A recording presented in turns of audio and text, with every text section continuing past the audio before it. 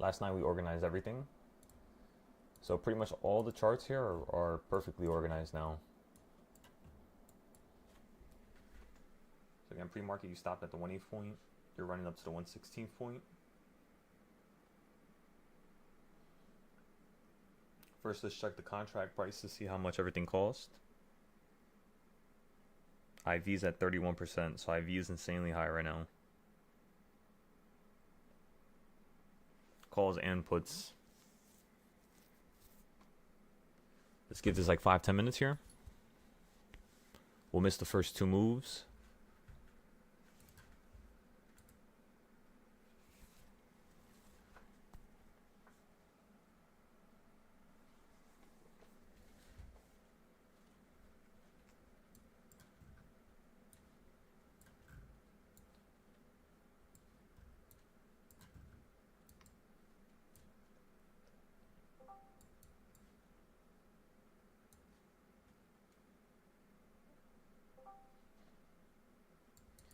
Perfect. All right. We should change the title because it's FOMC. Let's go change the title real quick.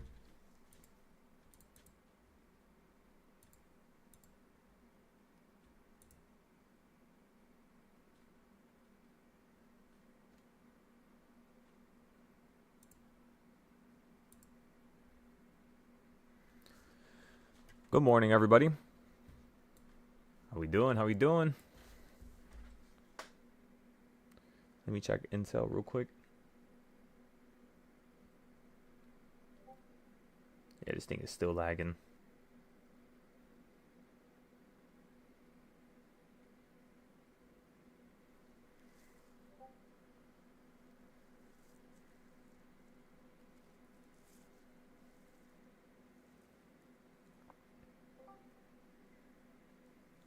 Checking Tesla real quick.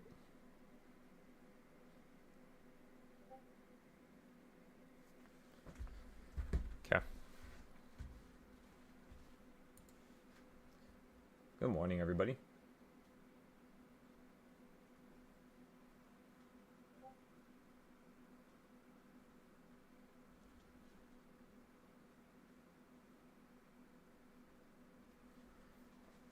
Good morning, good morning. On the futures account, right now we're just long. We're waiting for this to actually hit around 661.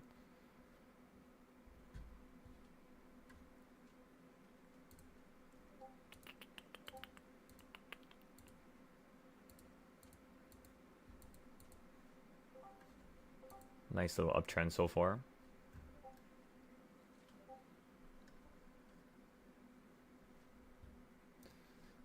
Today's going to be a crazy day, I'm telling ya. It's going to be insane.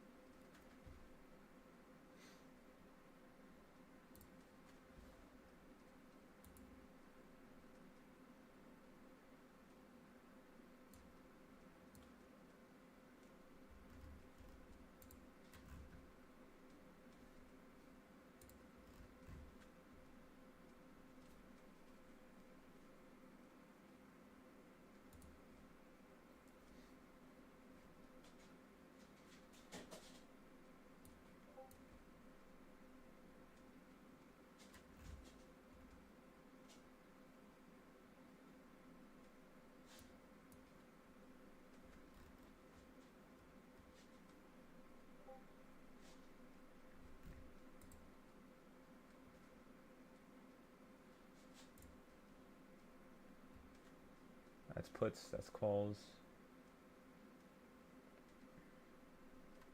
Okay, so I'm staring at both the puts and calls.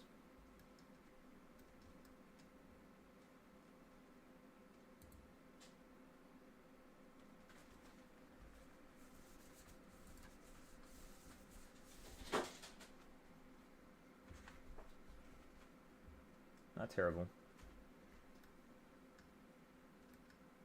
Alright, let me go fix this real quick. It didn't let me put into a group earlier. So before I forget, let's go here.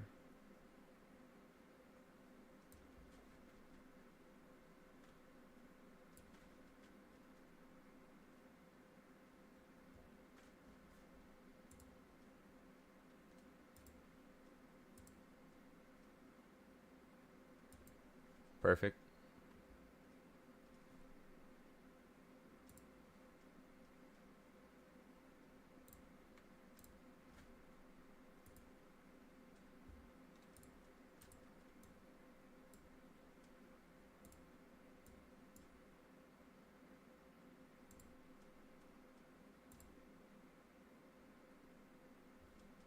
Alright, excellent.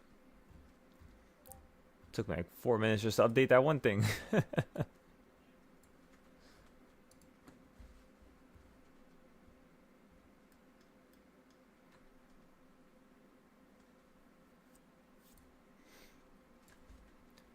Okay, so let me fix this just a tiny bit more, and then we're going to move on to the next chart. Make sure all the charts are updated for today's data. Okay, so you hit the first reversal point.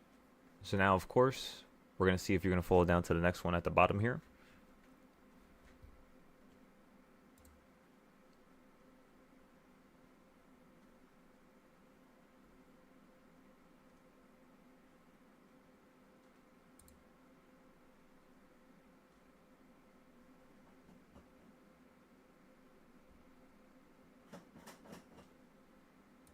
Where did I put it?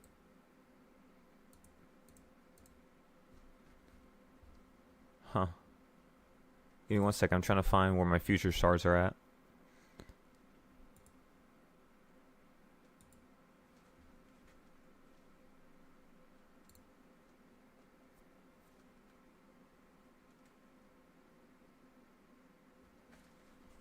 Yeah, I'm not too sure. We'll double check in a second here.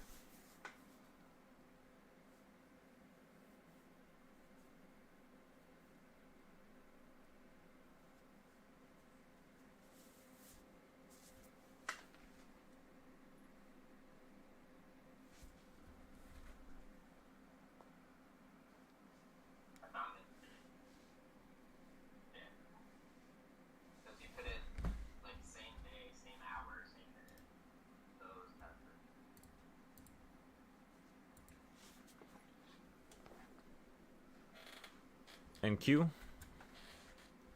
we'll take a look at NQ in a second here. We could do that.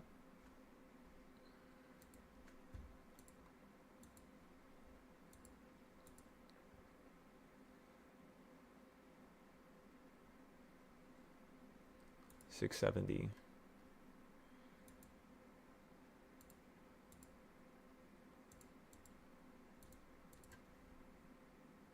$645.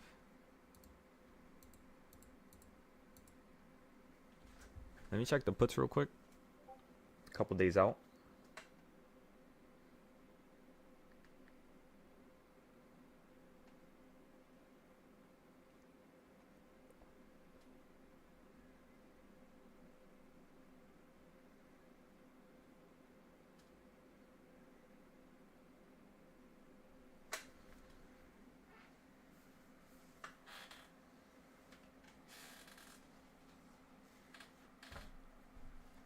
Okay, I'm looking at put 7 days out right now. See what's going on here. They're not updating for some reason. Let me see. There you go.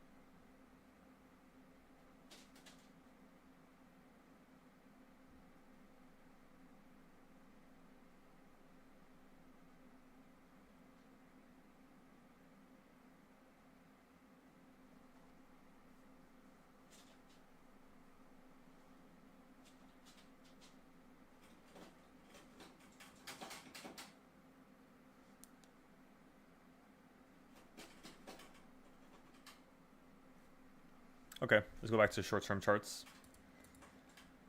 I'm just scanning all the options boards, seeing if there's any crazy open interest for something that's coming up soon. So far, it's pretty clean. It's pretty slow. And not that much people are buying into the options for today, at least.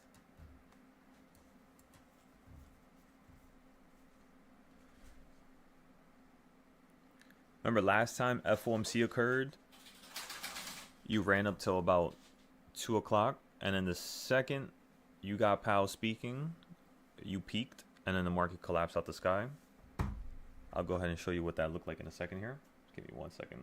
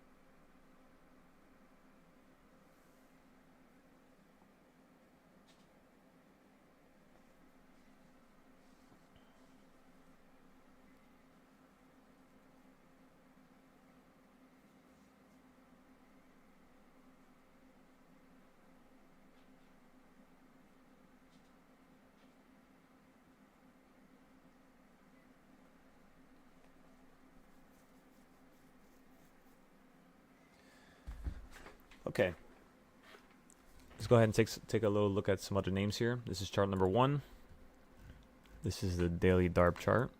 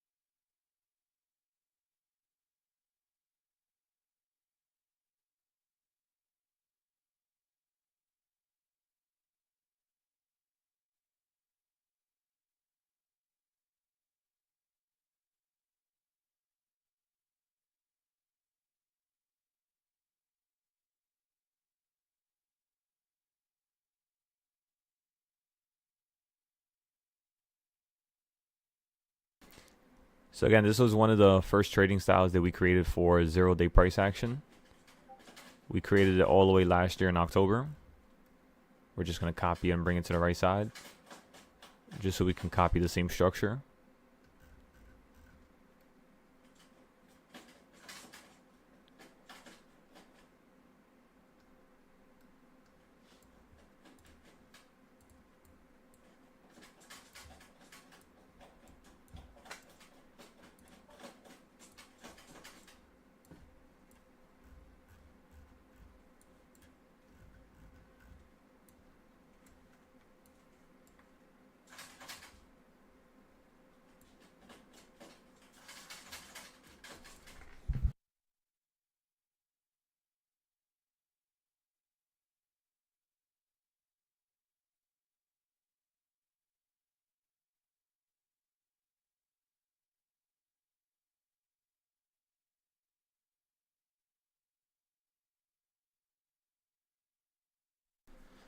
Good morning, everybody. Good morning, good morning. Remember, we still got a lot of time today. The main move is not going to happen until 2 p.m. So if you guys want to take a little break and pop up around 1:30, 1 o'clock, just so you don't bore yourself today. We are going to be scalping the market back and forth. We're just giving it just a moment, trying to let it unwind a little bit more. Right now it should be about number 1 on the downside. Yep, so it's perfectly at number 1. The next thing we want to do here is see if it's going to fall down to 1.5 or run up to 1.5, and then we're going to play the next move right after that.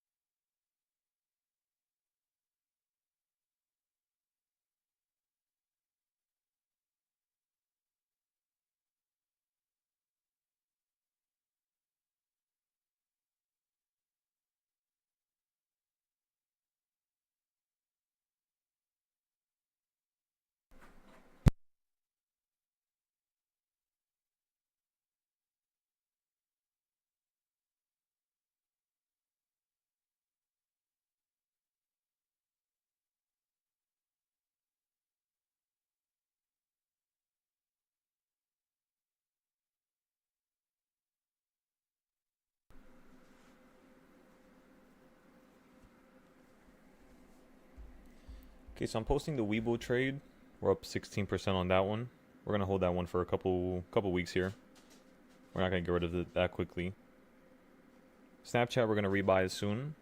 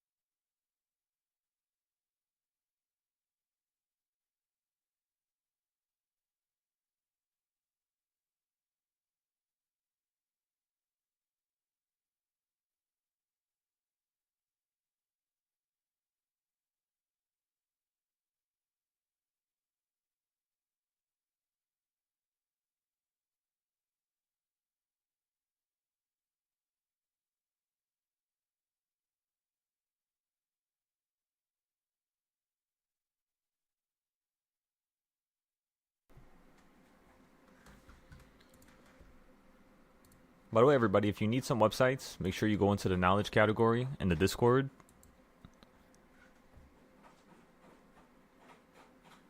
There's one of the categories that's filled with I think 50 or 100,000 words, which is kind of crazy, I know, but it's basically all your keywords for the market. I broke them down a few years ago. Like, what is a bond? What is quadruple witching? What is the relationship between bonds and stocks? Pretty much everything you could think of.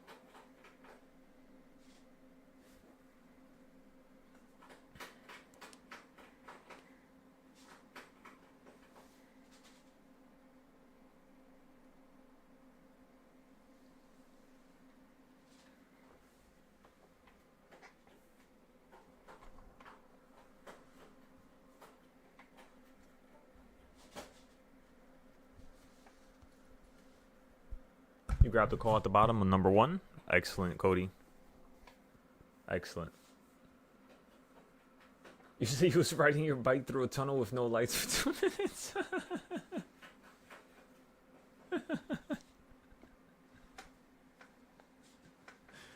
Yeah, I would have flipped. I would have flipped down a random staircase. Yeah, I remember I tried to do that as like a kid. I was so stupid. Try to go down a staircase with a bike. That did not turn out good. I sprained like both my hands. At least I didn't break it.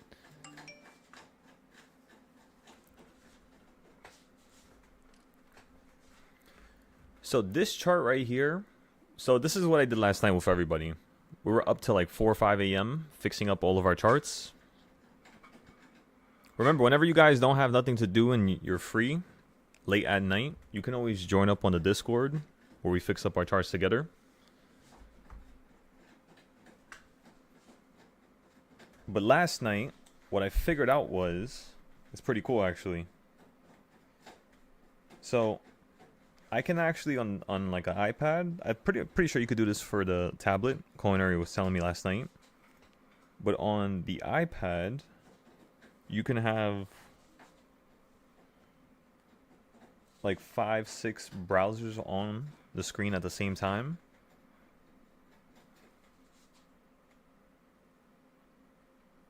So let me actually put it all up.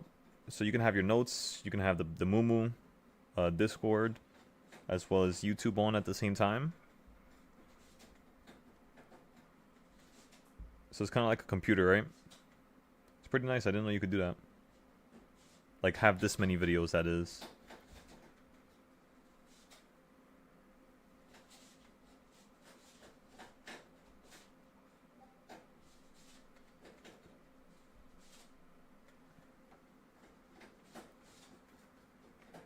Okay.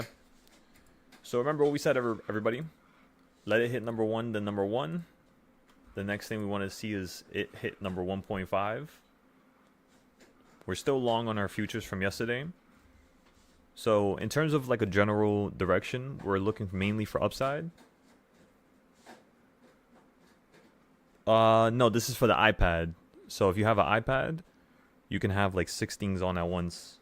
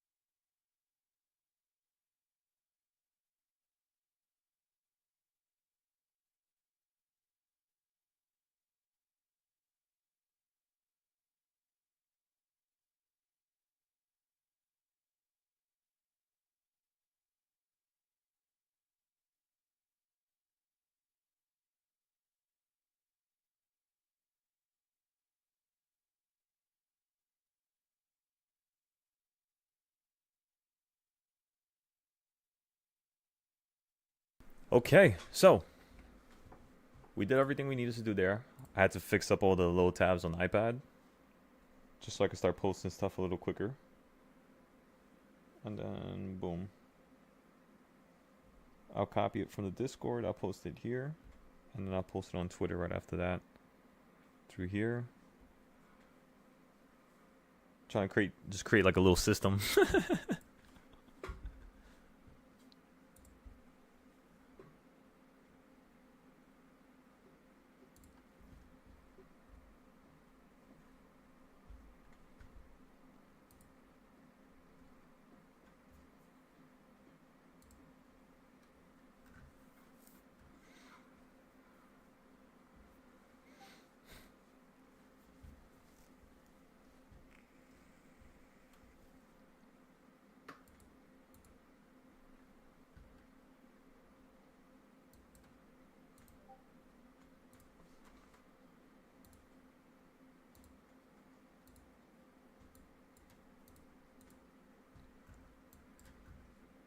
So if with the previous boxes, yeah, that's all you're doing right now is hitting 660 and like 660 60s around that point right there, right next to that dotted line, which is the 1/8 point. Actually, no, that would be no, yeah. No, that's the 1/4 point actually. That's not the 1/8 point. The August 31st to September 2nd range. That's what it says so far. For our current range, the one thing you want to look at is, of course, the midpoint and then the quarter point, 648, and then around 654. So I could see this market dropping to 656 and then potentially lower than it if it wants to see some downside.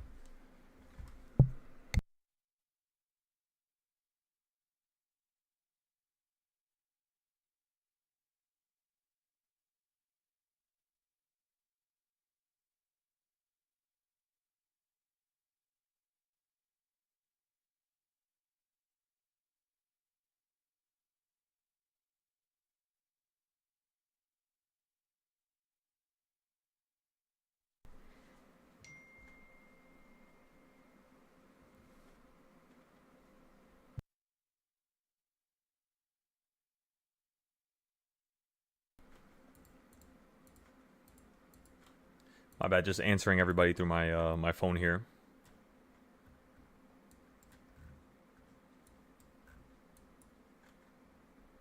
Let me show you guys last FOMC so we can compare.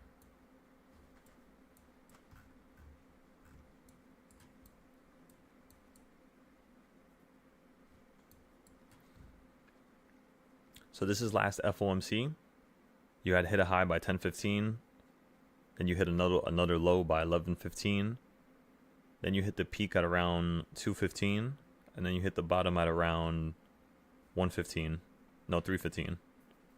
So you just kept hitting that 15 number every single time you wanted to change directions. So for today, at around 10:20, 10:30, we'll see what the trend is, and then we'll see if we can compare it with last time.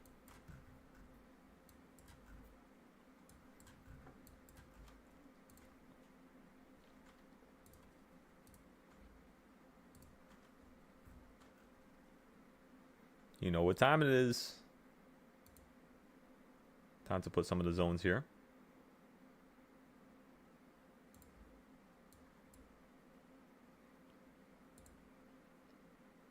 So again, everybody, you're at the bottom of a CS zone.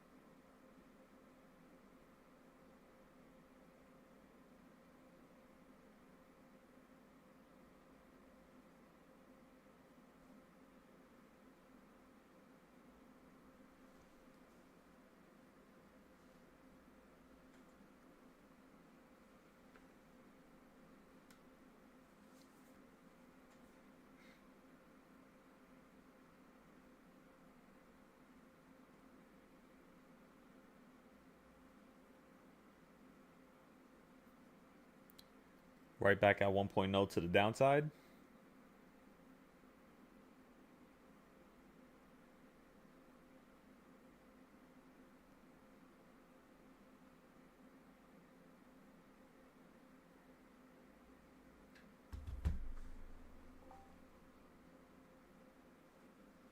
The trends are actually pretty perfect right now.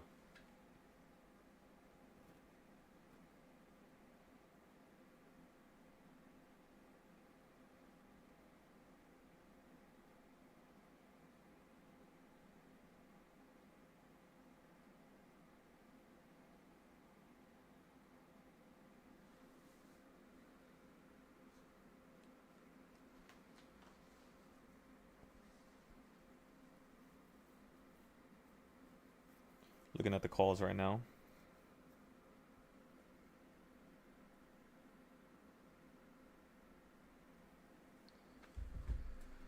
And then the weekly boxes, if you do the same trend as last time, what that would consist of is basically, let me give you a little visual interpretation of it. Basically, in order to do what you did last time to copy and paste the trends, SPY would need to run all the way up to the tippity top,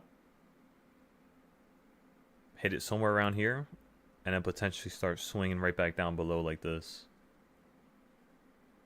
Where you could hit 657 straight from 662. So it'd be like a $5, $6 drop. And then after hours, you would then run up this much. And then start to go lower. That's what happened last time. You went higher, then way lower. Then overnight, you went way higher. And then the next day, you went way lower. So within like 2 days, you had done like 4 to 5 different weekly moves in that 2-day period. So that's all we want to focus on, is where the best trades potentially lie, which of course are going to be in very similar areas as last time. It's just we have to let the trends basically trend out. Last FOMC, I don't know if you guys remember, but we weren't trading until the last, you could say 2-3 hours of the day. The whole entire beginning of the day was all very slow trades, just back and forth, scalp trades, nothing that we were actually holding, and nothing that was monumental. All the monumental stuff came right after 2 o'clock. So it's perfect. What I want you all to do right now is fix up your charts. Remember, the purpose of you being here is not just so you can get some easy trades from me. It's so that you can actually learn how to trade for yourself, so you don't need to always go piggybacking on another, creator or YouTuber. Or it's better for you not to need people. I actually had a message last night from somebody that told me that they honestly just want trades. That's all they want. They don't want to be taught. They don't want to know nothing. They don't want to learn. And I understand. But unfortunately, they're not going to be able to be here no more. Just because they're not, following protocol. So again, everybody, if that's what you want to do, just realize and recognize that this is not what this group is for. We're not just going to give you some easy trades. We're going to make you burn, make you win, make you burn, make you win, make you burn, so that you actually have the most monumental bit of success from here in a very short time. That's the only thing you want to look for. You don't want to look for quick money, because I promise you, you're going to lose it. No matter how quick you make it, even if you take out the money, you're going to end up putting it right back within a month, 2 months, and you're going to lose it again. I see it happen every single time. So if you want something to stick, just break it down. That's all. Break it down and make sure you understand it. If you don't understand it and you want to understand it, just ask questions. You always ask questions. Alrighty? Alrighty.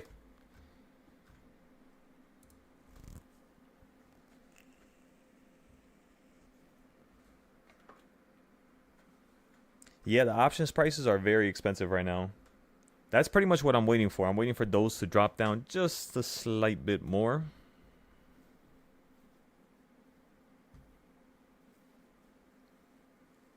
Remember, IV is supposed to be 13% on SPY. If it's anything higher than 13%, that means your contracts are going to be extraordinarily, pricey. What I like to do is whenever I see high IV off the beginning of a day, I love to just wait for the IV to crush itself. And then buy like 11, buy 12.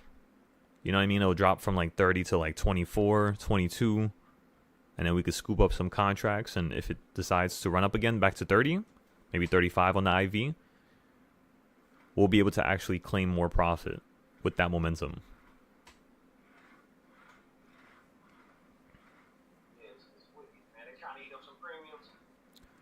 Yeah, that's pretty much what they're going to do. You know, there's people that... Say that again?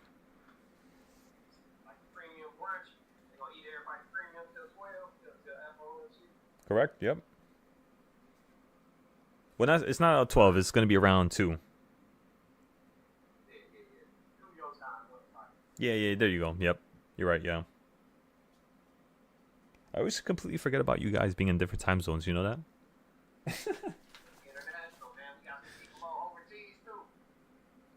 Yeah, we have some people in not Seattle.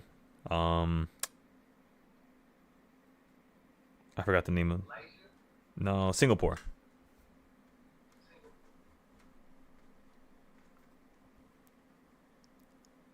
We had some people in Singapore. We got some people in Japan. One of my friends that actually lives in Japan right now, we was talking about it, and we were basically trying to come up with a way where we can have, I don't know, have a little event over there in Japan when I go back. Because I don't know if you noticed, but a lot of these people that quote unquote know how to trade, they will never do an event where it's in person where they're trading live. It's always going to be something where they have the upper hand, but that's boring. Let's be honest here. When you always have the upper hand with something, it's always boring. That's the reason why we do aggressive trades here, because we know how to trade the short-term stuff so that we never lose.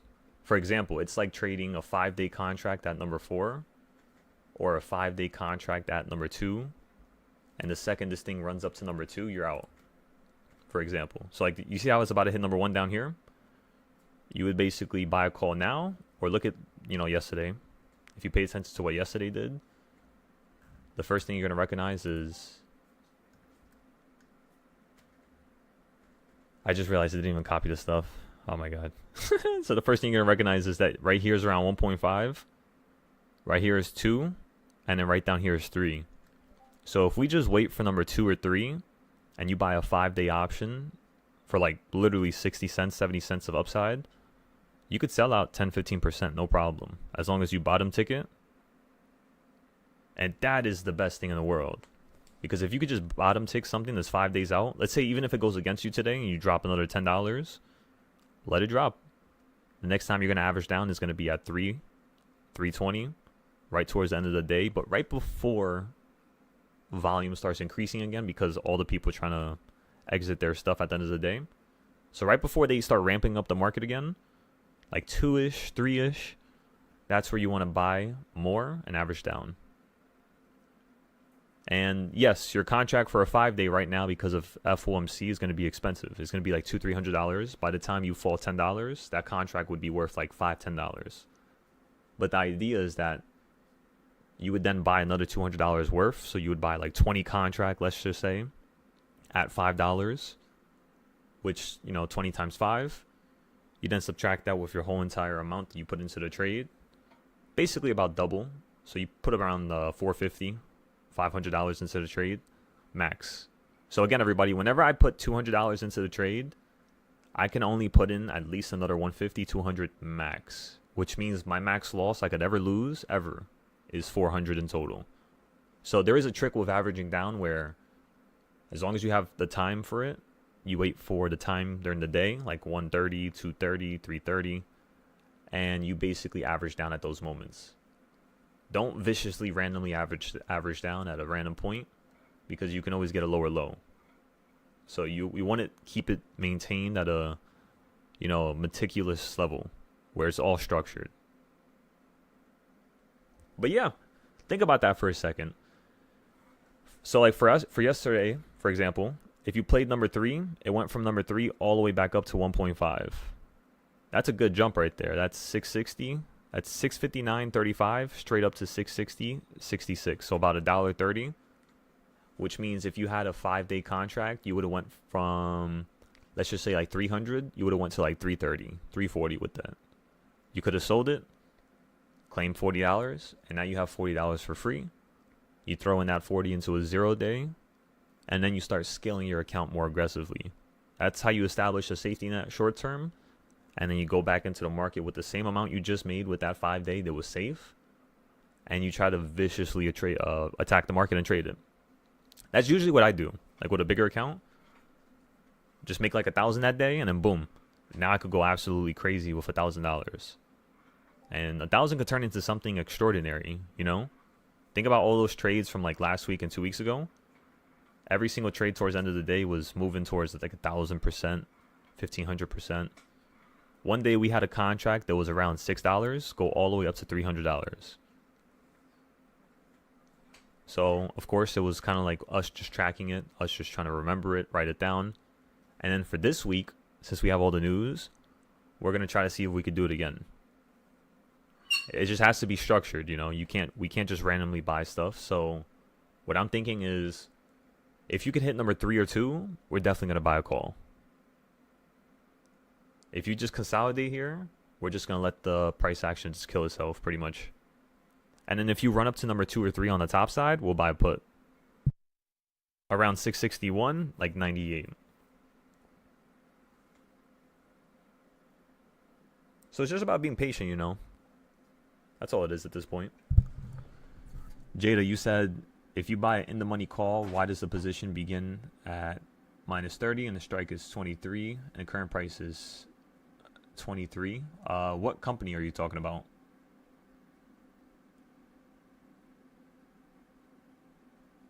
You said it begins at minus 30.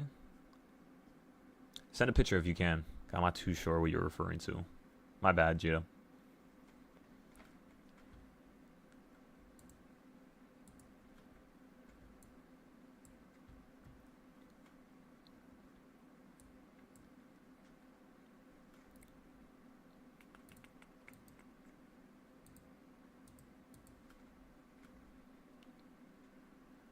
All right, everybody, you just perfectly hit the 1/8 point again, just like yesterday. I want to see a hold here, and then I want to see a run right back to the top, 662. You could go lower, though. I could see you go as low as 555 or 655, if not 657. Just like how I drew here with the lines.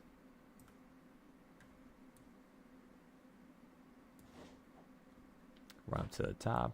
Shift down lower. Yeah, that looks really good.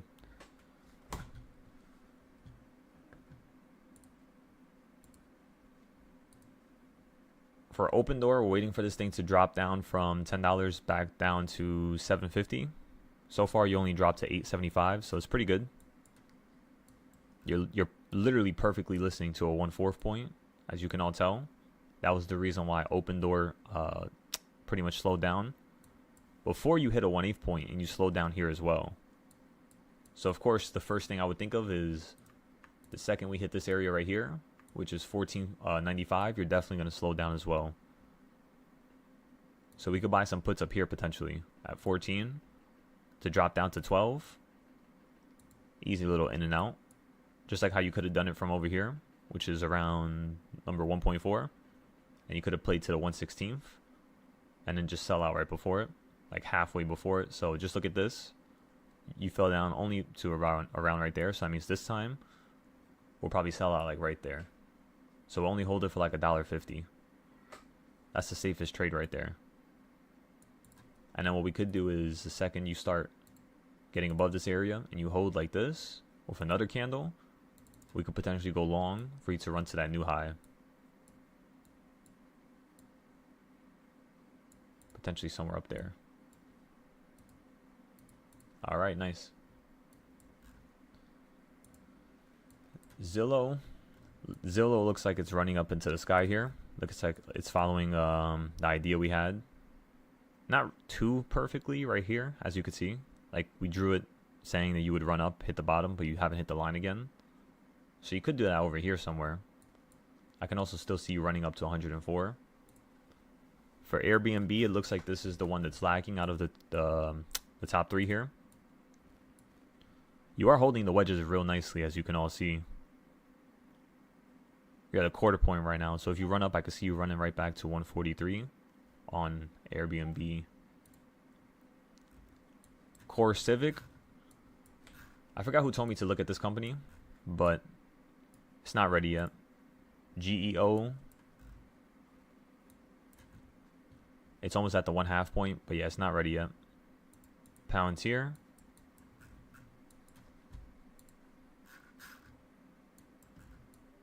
Palantir is still stuck inside its previous range from over here. As you can all see, you're literally trapped at that midpoint. So if you hold here, I could definitely see you running right back. Let me see what you did to the downside. Oh yeah, you hit the 1/4 point and you went down to here, which is the top of this box. So that means Palantir could run up. That's an equal reaction though. Alright, so you did an equal reaction from here to here. Then you hit the midpoint. Before you ran above the midpoint, you hit the 1/4 point. So that means if it holds here on Palantir, you're going to run up to 178 next. So 178 is going to be the next area. I can see it falling down to here and then right back up to here. So around 162, we'll go long on Palantir if everybody remembers. Just let me know if you ever pay attention to it and you see it. Again, everybody, target. I'm thinking you're going to hold here and you're going to start flying up to a new high. The reason why I think that, let me show you real quick, is because that's exactly what you did right over here. Ran up, ran down lower, and then just catapulted up into the sky. Let's see where else you did this trend. You did it right there. You pretty much also did it right here. Had a low, had a higher low, and then boom, shoot up into the sky. I'm just looking for like these peaks right here, like that, and like this.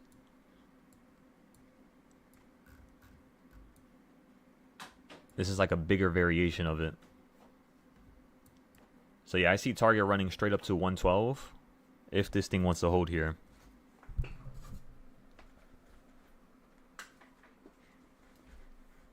Okay, so let's look at the leaps on target real quick. We just got to be careful because if SPY maxes out, target's probably going to fall out the sky here. So like, let's just say SPY crashes out the sky. We're still waiting for FOMC before we buy into more leap plays. By the way, if interest rates do not decline, I'm just letting you know Tesla's going to start falling out the sky. Tesla is literally relying off of interest rates not increasing no more or decreasing. When interest rates decrease, Tesla goes up, basically is what I'm trying to tell you. When they decrease, that is.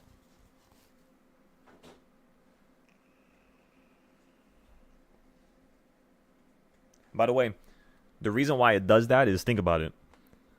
Interest rates, cars. Interest rates, cars. You see where I'm going with this? If they could charge a lower interest rate for their cars, they get more people to buy. They get more,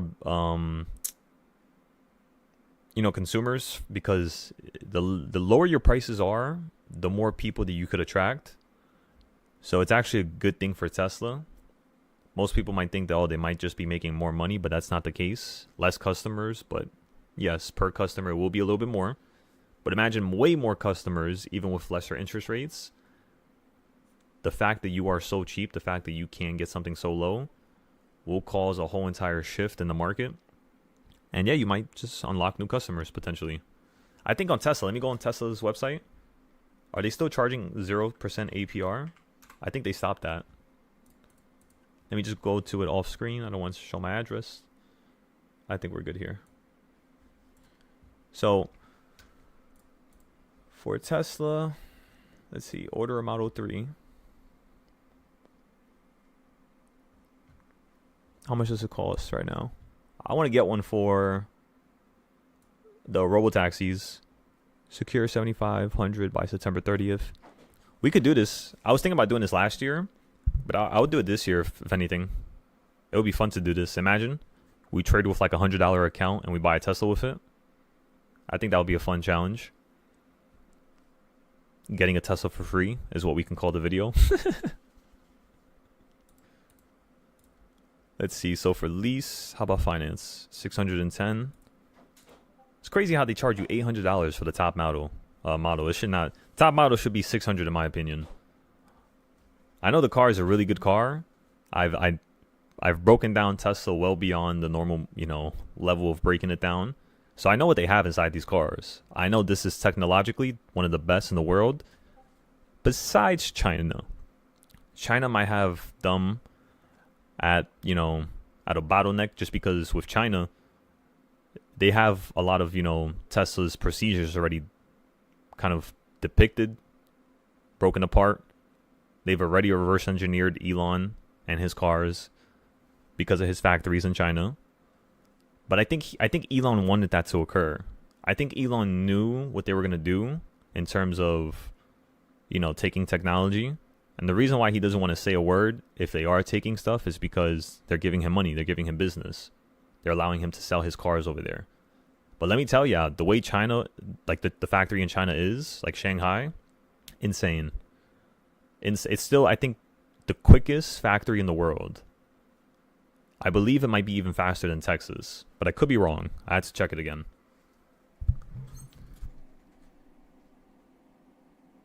No, yeah, so I think that's what they did for Tesla. I think that they try to price in the rate cut happening, and that's the reason why Tesla ran up so quickly. I truly do believe that, yeah. Because Tesla does that all the time. It did that last time with the last interest rates. It did that in November. It did that around December. And I believe it did that somewhere in the beginning of the year. But yeah, it's not terrible, but I wouldn't get a Model. I mean, I would get a Model 3 if it's, I wouldn't get a performance one though.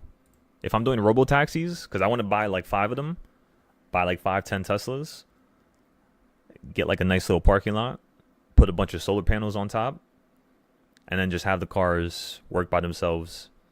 And all I gotta do is just check that parking lot every day.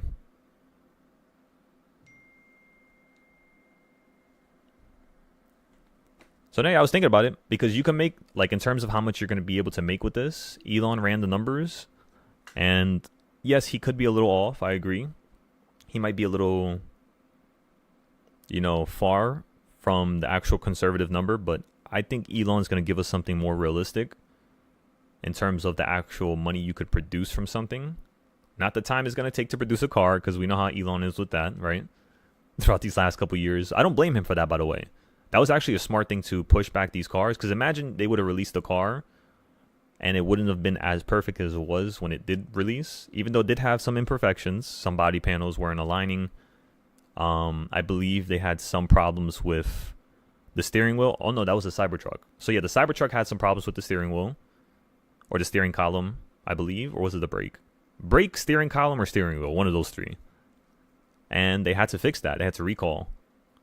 So it's just like, as a manufacturer, you want to try to get these products as perfect as possible. So you're going to have to push things back. Now, in terms of how much money you can make from a robotaxi car, just so everybody's on the same page, it's about $36,000 a year. So think about it. The car itself almost costs $30,000. You're basically free after the first year in terms of the business. Of course, including $1,000 to $2,000 of manual labor, like fixing the brakes, doing a bunch of other things throughout the car. Random inconsistent little things that might break or happen. And as long as you kind of factor all that in, you would make around probably like $34,000, $32,000. You multiply that by 5. That's not bad. That's not bad at all. You could literally use those set of cars after the first year, buy like a rental property year number 2 or year number 3. Because for some rental properties, I forgot exactly what the loan is called when I was breaking down the housing sector on the other Discord. Because remember, we have a couple of Discords. We have a Discord for Shopify, where we sell stuff on Amazon. Or at least we're trying to get into Amazon. Right now, it's just Shopify. We have a website, or not a website, but a Discord for selling and buying homes. A Discord for selling and buying cars. Because I want to create my own dealership. I always wanted to have a bunch of cars. And my thought is this. If I want to have a bunch of cars that are nice, do I want to pay all that insurance? Do I want to pay all that, all these bills here and there for all these random stuff, or if it breaks or if someone hits it? And the answer is no. But what I really do want to do is imagine having a dealership. Because if you own a dealership, you could drive every single one of those cars. So what I'm thinking is I want to buy like a high-end dealership and just have a bunch of Lambos, McLarens, just crazy stuff that I always wanted as a kid. And yeah, just drive it. As long as I'm not going to overdo it. Of course, I'm not going to overdo it when it comes to cars like that. That's bad karma right there. For me, I would probably get like my own. It's like really nice by itself, and then everything after would just be just to drive, just to use, just to see how it is, right? What's my number one car right now? My number one car in terms of my dream car is a Nissan Skyline GTR Midnight Purple. The spec is like I think it's N spec 2. So this right here is my dream car.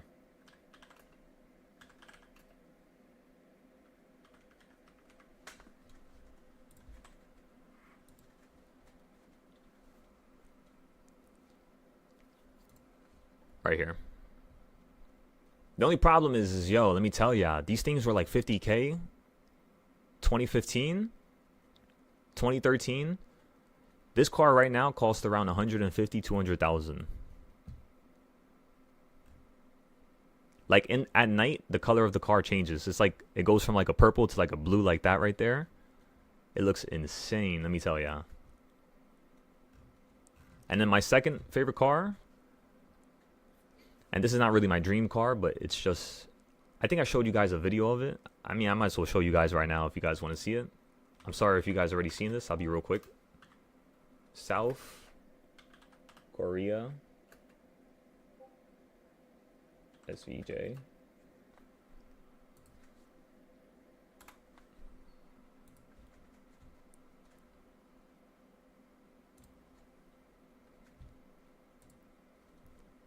Oh, wait. Reopen. Let's see.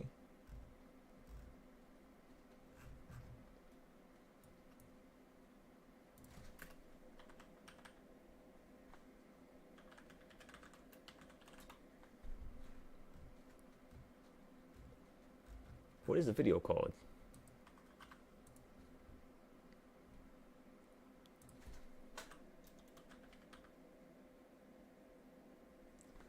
Lamborghini SVJ South Korea. Yeah, this one right here. I heard this car and I was like, that's it, I'm getting it.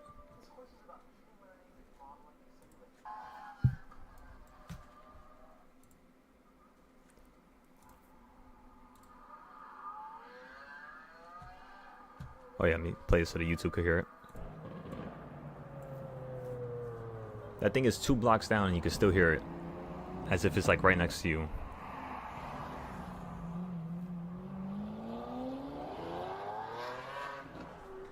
But I would take really good care of it, let me tell y'all. I definitely wouldn't drive it in New York. I might do it when I first get it.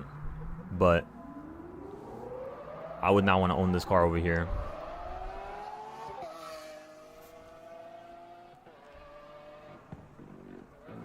Oh yeah, Elijah. Hell yeah. Let me tell you, try it. You're gonna be baffled. The last time I showed somebody NQ, they went from 1,000 to 40K within, I think, 20 days, 16 days. And since it's a little different from SPY, you can both have a NQ trade and a SPY trade at the same time for different reasons, you know? So it's pretty cool. Look at that color. Just look at, oh my god. Everything about this right here.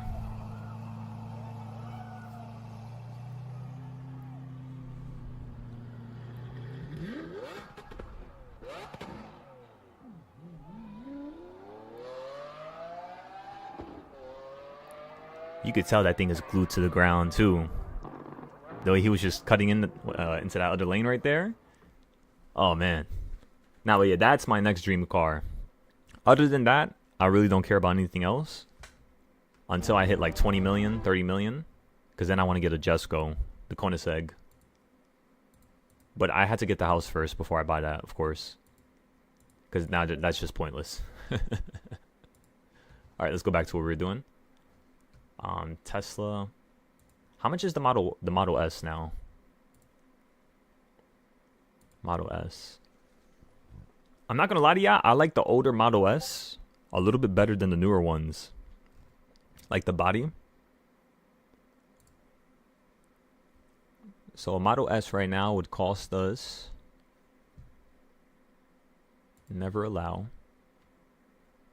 A Plaid would cost you $1,600 per month? Oh my god.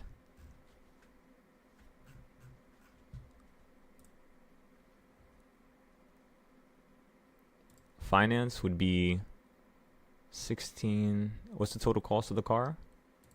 Cash, $109,000. Wow. 109K, everybody. That's insane. It's definitely worth it for the power. I don't know. If I'm going to spend 100 and something thousand, I want to hear it scream at me.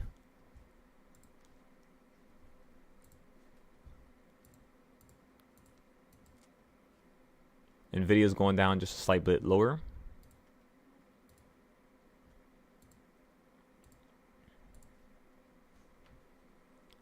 SPY's holding right underneath the 1/8 point. So that's pretty nice.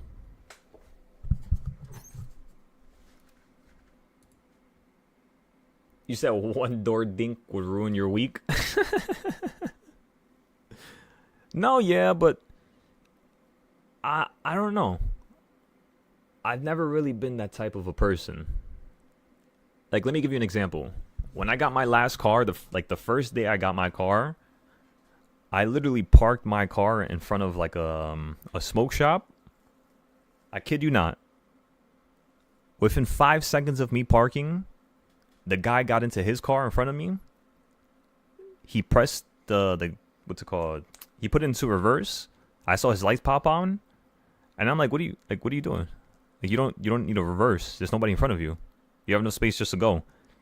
I don't know why he reversed, but he literally reversed, hit my car. Again, the first day I got my the TRD, like the really nice one.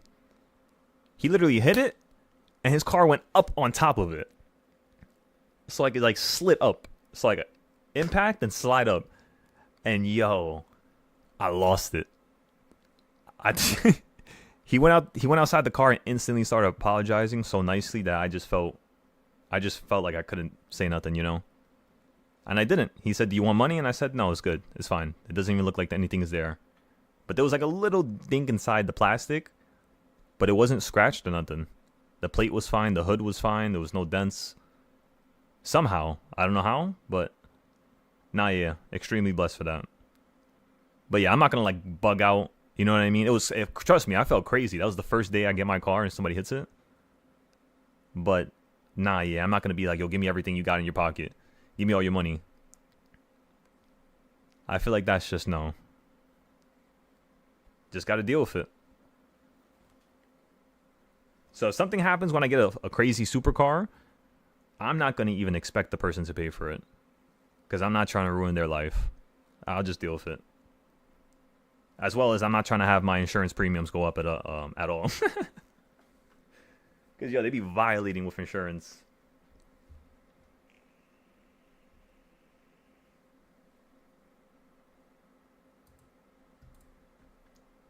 Oh, do you guys want to see? Yo, you want to see something crazy, John? You sent that picture. Do you guys know what the first Nissan Skyline GTR was? 1972. 1972. Ken and Marie GTR. Ken and Marie. Because it was an advertisement from Japan and at like around 1970s where it was a Japanese girl with a American soldier, and they basically had this car. It was like the perfect car for them. But this is the first GTR that ever was released. And I saw one before, but these, they don't cost that much. It only costs like around 140K, cheaper than the one I want. But it's beautiful. Like when you look at it from the back, yeah, it's insane.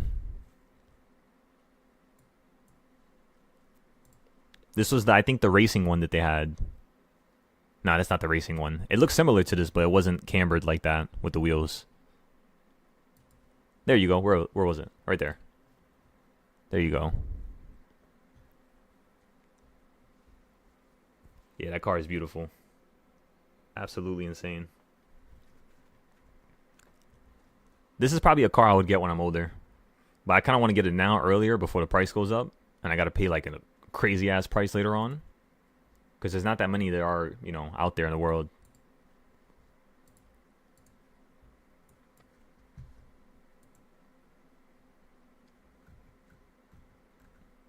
Wait a second. I think I did get a Hot Wheels of that as well.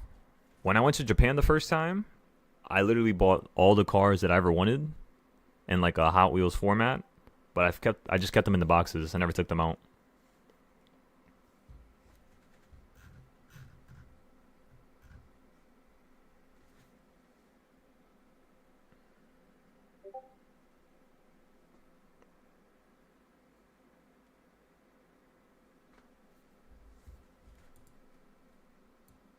Yeah, that looks really nice.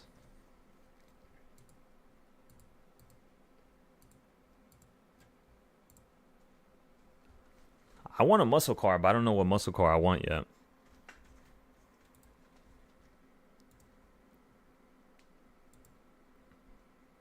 I gotta look through all of them. I was thinking about it, Elijah. I'm not gonna lie to you. I was thinking about it.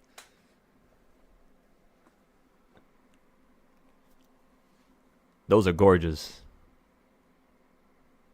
Fast, too. Depending on what you put in it. A Camaro? Nah, yeah. A Camaro as well. Mustang, Camaro. Yeah, that's probably at the top of my list, if I had to say. You see, I like the Z06s, but I don't know. For some reason, I can't explain it to you guys. I don't like the cheap power. Corvettes are not that cheap, right? They're not that cheap, I agree. But I don't know. It's just something bugs me about them. It's like everybody has a Corvette. Not everybody, let me not say that, but you know what I mean? Especially when you go into like the nice neighborhoods in New York. Whenever I was driving around. Nah, yeah, it used to look... I used to see nothing but Corvettes. Blue ones, red ones. Now, if we were fixing it up and putting something crazy inside of it, like I seen a guy put a rotary engine inside his Corvette, like that is crazy. I would want to do something like that.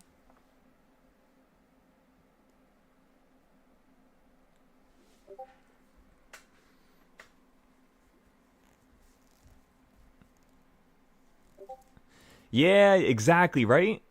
Nah, yeah, Elijah, exactly, yep. Yeah, they're really cheap, the Corvettes. Like, I've seen people scoop them up for 30, 40K. I mean, they compete with high-end cars. I'm not going to say they don't. It's, like I said, it's power. It has a good amount of power in it. But, I don't know. It's just not my fancy, I guess.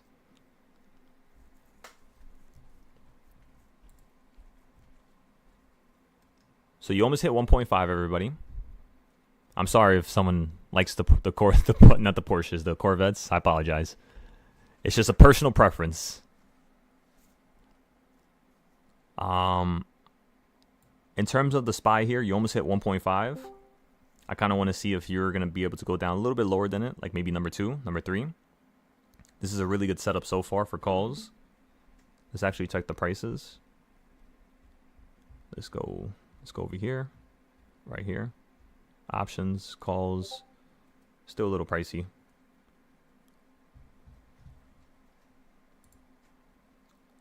Yeah, that looks nice, Louis. What type of car is that? For some reason, I thought it was something else. The puts are losing value.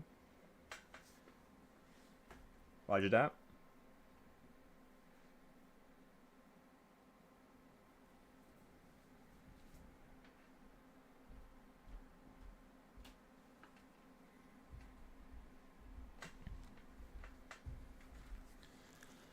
By the way, everybody, I might have to leave for like an hour or two. I gotta check something. For some reason, I'm having like a crazy ass allergic reaction the last 5 days. And I can't keep eating Benadryl every single day. So I'm gonna check out what this is. Hopefully it's nothing bad.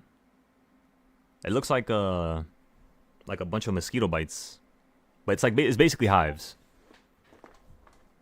And the shit is everywhere. Let me tell y'all.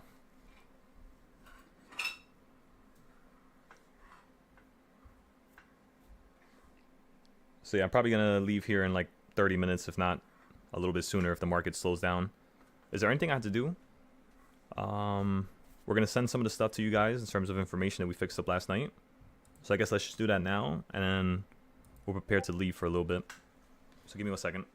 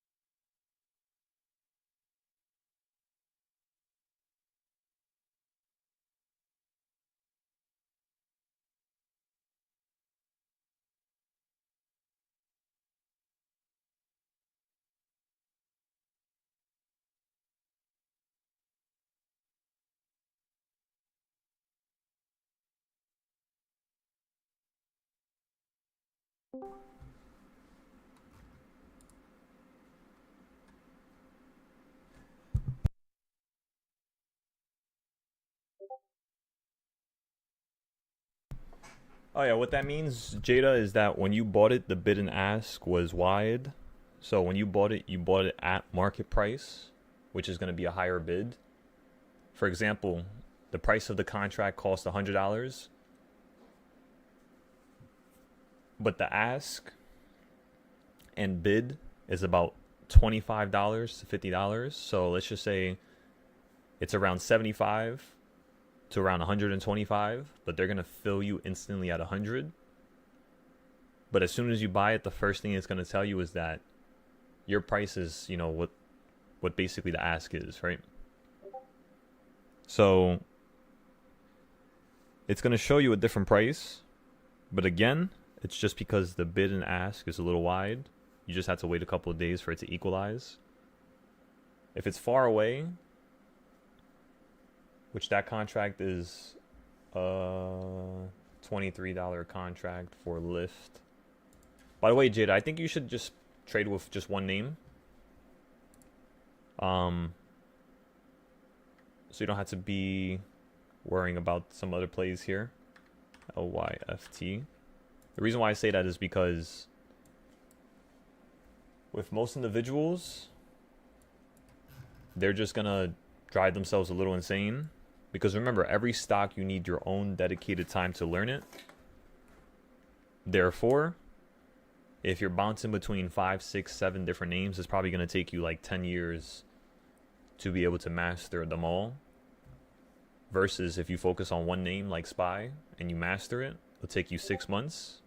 And then you could literally master the whole entire S&P within another 6 months. So instead of only doing like 10 names and not understanding them for like 10 years, you just do one name at a time, perfect it, get really, really good with it, and then every other name after the fact will literally be a quarter of the time for you to actually complete. That's what I noticed with myself. Like, for example, with the spy, the technicals that we drew, the first thing I noticed was once I actually finished spy and I had 60, 50, different trading styles just for that one name, at that point, I was able to take the same trading styles, make it make sense for like Tesla or Nvidia, and then before I even knew it, it took me a year to master SPY with everybody while I was teaching them, and then it took us a single month to master the whole entire S&P, just 1 month. And now we're already moving on to the NASDAQ and all these other names. So yeah, that's the reason why. Now with this call, when did you buy this call? Did you buy this call today? As long as you bought this call yesterday and the day before, that's pretty much perfect. That was a perfect buy right there. That's like basically bottom ticking whatever news came out to make it shoot up in the first place. So that was excellent. If you did buy it today, just understand you bought on the run up. Many people do this in terms of retail traders because they see it go up and then they want to try to play with the trend. But then the trend usually is going to reverse around that period because there's going to be a bunch of other people to try to do the same thing. So yeah, just make sure that it's before you ran up. If it's not, just write it down for next time. Before the stock runs up, for example, once you start pointing upwards like this from the bottom, this is one of my other trading styles that I teach. It teaches people how to understand speed. So again, the second you got above this, which was yesterday, you got above it, double point of confirmation on top, and then you just shot up from it all the way up here.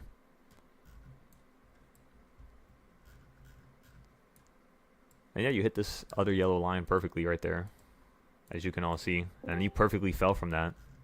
So that's really nice.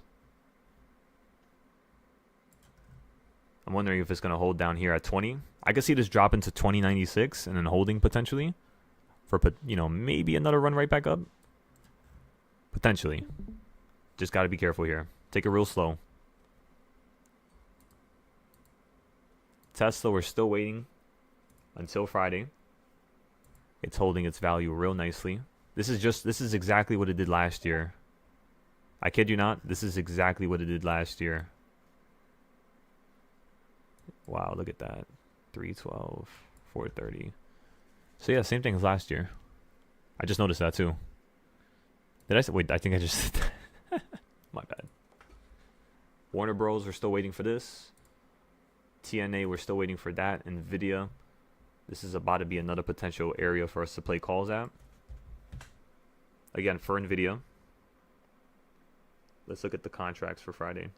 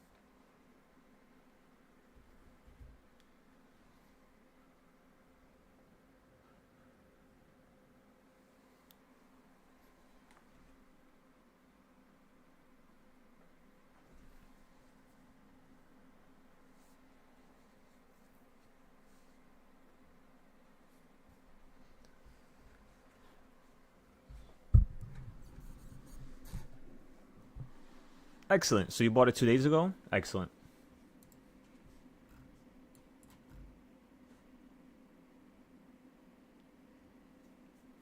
So you bought it on the 15th? Yeah, just be careful with the highs whenever you buy at the highs. Did they just have their earnings? Let me see. It's supposed to be around this time, I believe. August 6th. It was last week. August 6th. Oh, no, that's not last week. That's a whole month ago.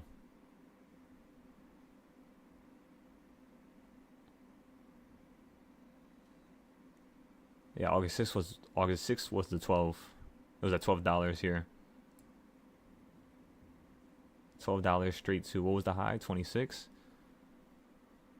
Yeah, it's a pretty nice jump right there from that low. We got to look at Uber as well, since they're in the same category. Uber Technologies.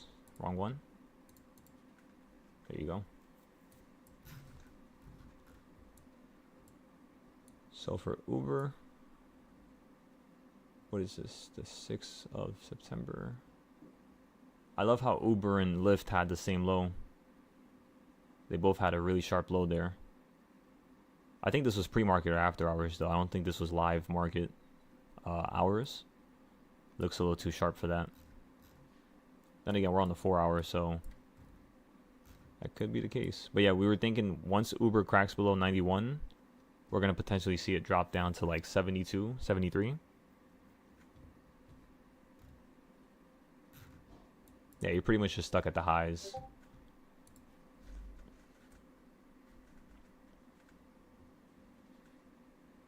Yeah, so whenever the prices do down the contracts, basically that occurs just due to the fact that the bid and ask is just a little wide. Which is normal for like the beginning of the day. It kind of equalizes around like 2, maybe 1.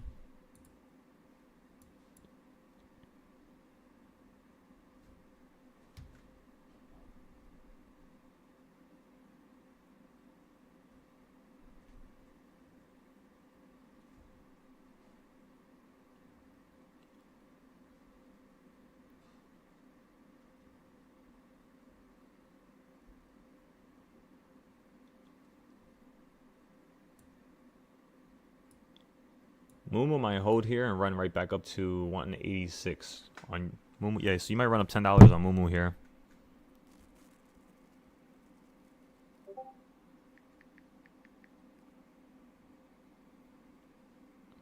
We're going to go back to Lyft just to make sure I told you guys the buying points. So just give me 1 second.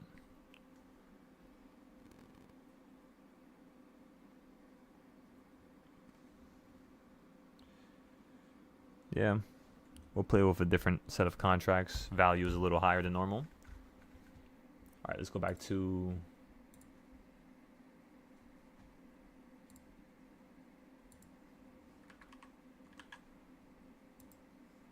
Let's go back to Lyft.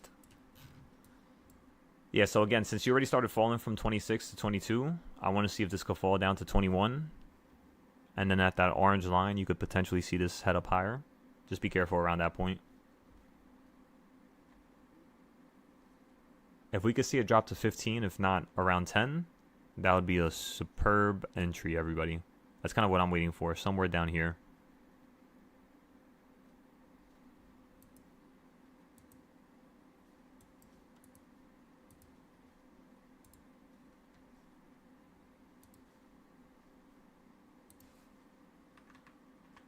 NVIDIA.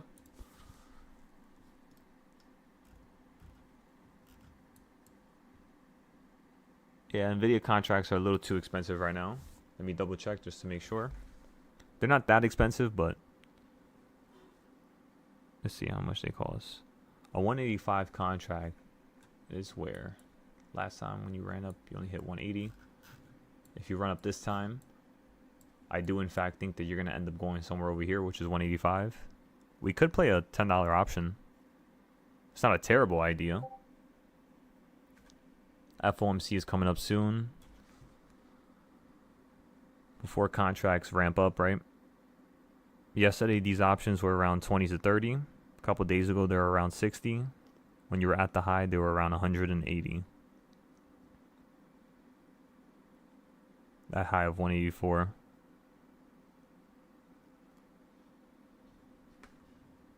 What date is this again? August 28th.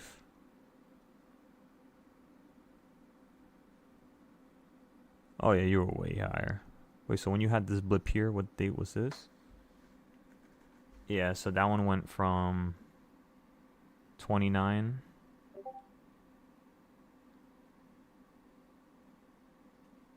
Yeah, I went from 20, and then you went all the way up to 120. Lift just signed a deal with Waymo. There we go, Lyft. Trying to get their foot inside the game here.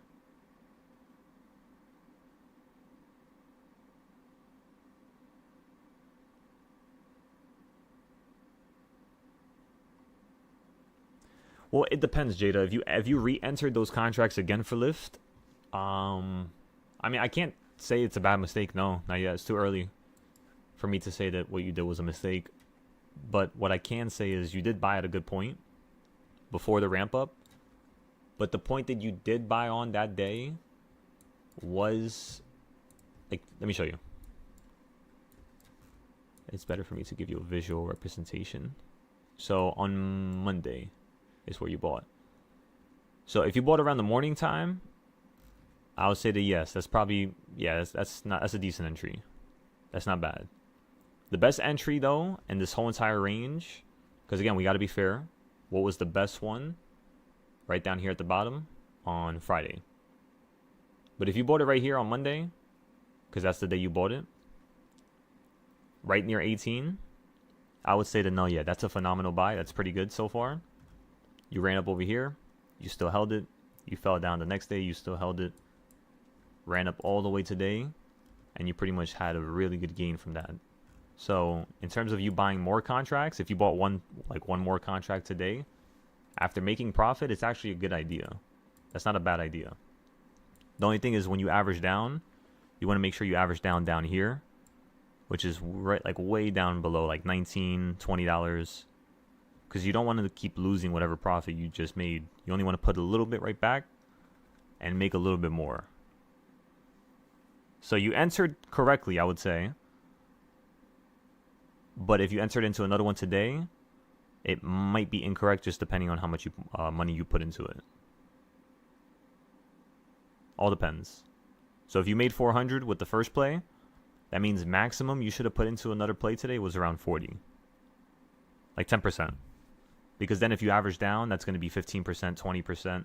Before you even know it, if you're going crazy averaging down, you already threw in 50% of your profit into another play that might not work out for today. Again, might, because you still have to wait for the next couple of days for the news to equalize. And that's pretty much all. So I would say that's like my full analysis on it.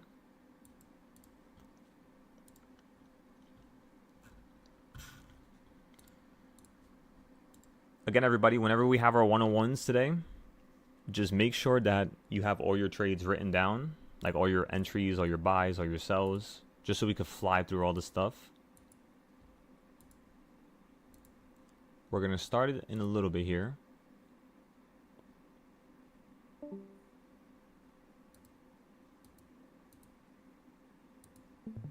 Is there anything else we need to do in the short term? What we should do is look at the reversal chart real quick. Yeah, 1.5. Let's look at the calls.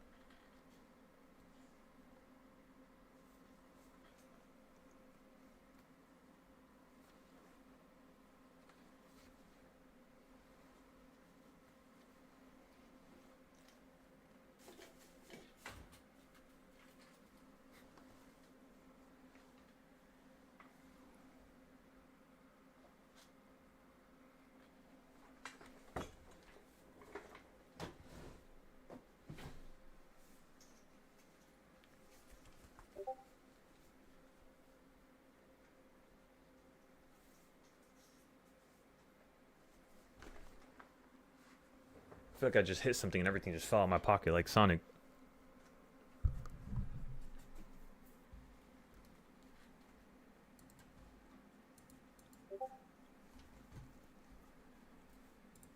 Let's see what's next up.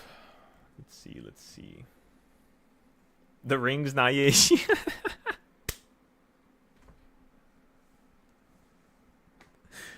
Yeah, those videos. Let me make sure, is this charged for me to take this?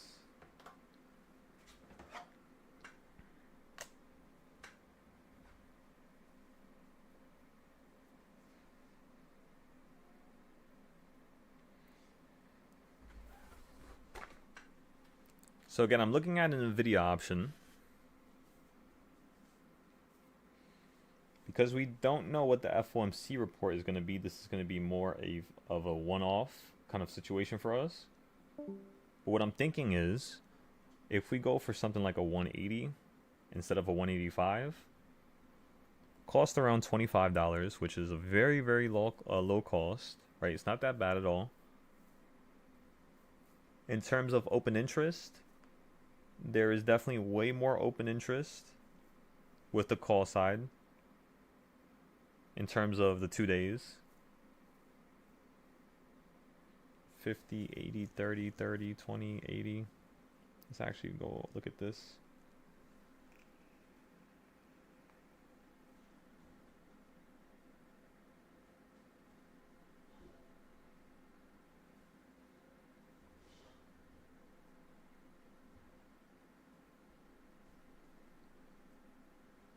Yeah, so in terms of calls and put distribution, 862,000 volume on NVIDIA is coming from calls, and only 497,000 is puts.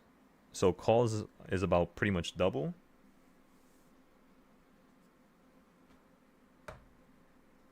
You have a lot of people trading 175s, which 175s, let's go back to NVIDIA real quick again. 175s is right around, yeah, I think that's the plan. How much is a 175? How much is it? Let's see. 175 looks like the best thing to play for a 2-day contract. It's $80. This could turn into a $80 loss. So this is what I would say we should do here. Depending on how much capital and profit you made in the last week, if you're still trying to make some profit right now for this week, the first thing I would say is just wait on it. Don't enter into it yet. You start tomorrow. But we have two choices here. We can enter into a 175, which is the perfect trade.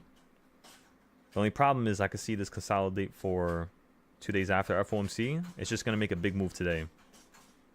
And if it's anything like last time, we're going to go up, get shut down, and then start running up again. Just thinking about the last FOMC trend, right? If it's a 180 contract, how about for next week? How much is it for 9 days out? Yeah, it's going to be around 200. Oh, it's going to be around 150. For a 177. Well, how the hell did I just went to one? Okay. So for a 175, 2 weeks out. What in the world was that? See, that sounded like the Sonic coins. So this one costs around 220. First time we're going to average down is probably going to be in the 70s, if not 60s. So that's going to be $300 right there. And then we'll average down 2 more times at 30. That's going to be 360. And we'll average down 3 times at like 15 or 10. So that's going to be around $410 possibly we could lose with this trade if we actually buy this right now. Including the averaging down, right?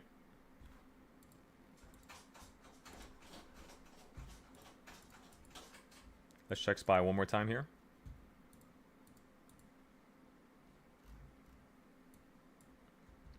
What's today? Wednesday? Let me see something. I need an empty chart here. Or at least relatively empty. That's about good enough. Let's use this one.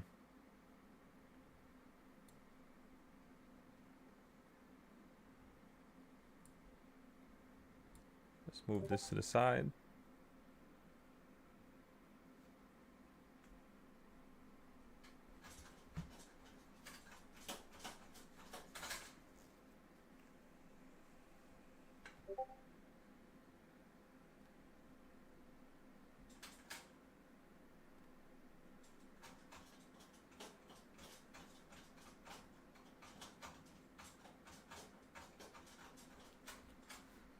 Okay, so now we're going to grab this box. We're going to go to the low. Go to a high.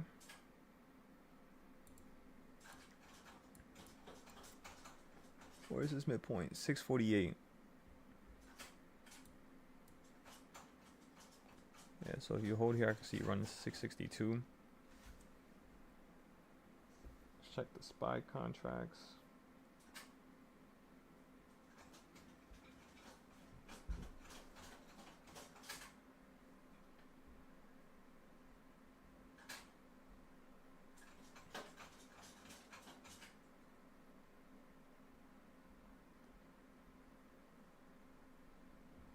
These 0-day calls cost as much as the 4 days. That's a little pricey.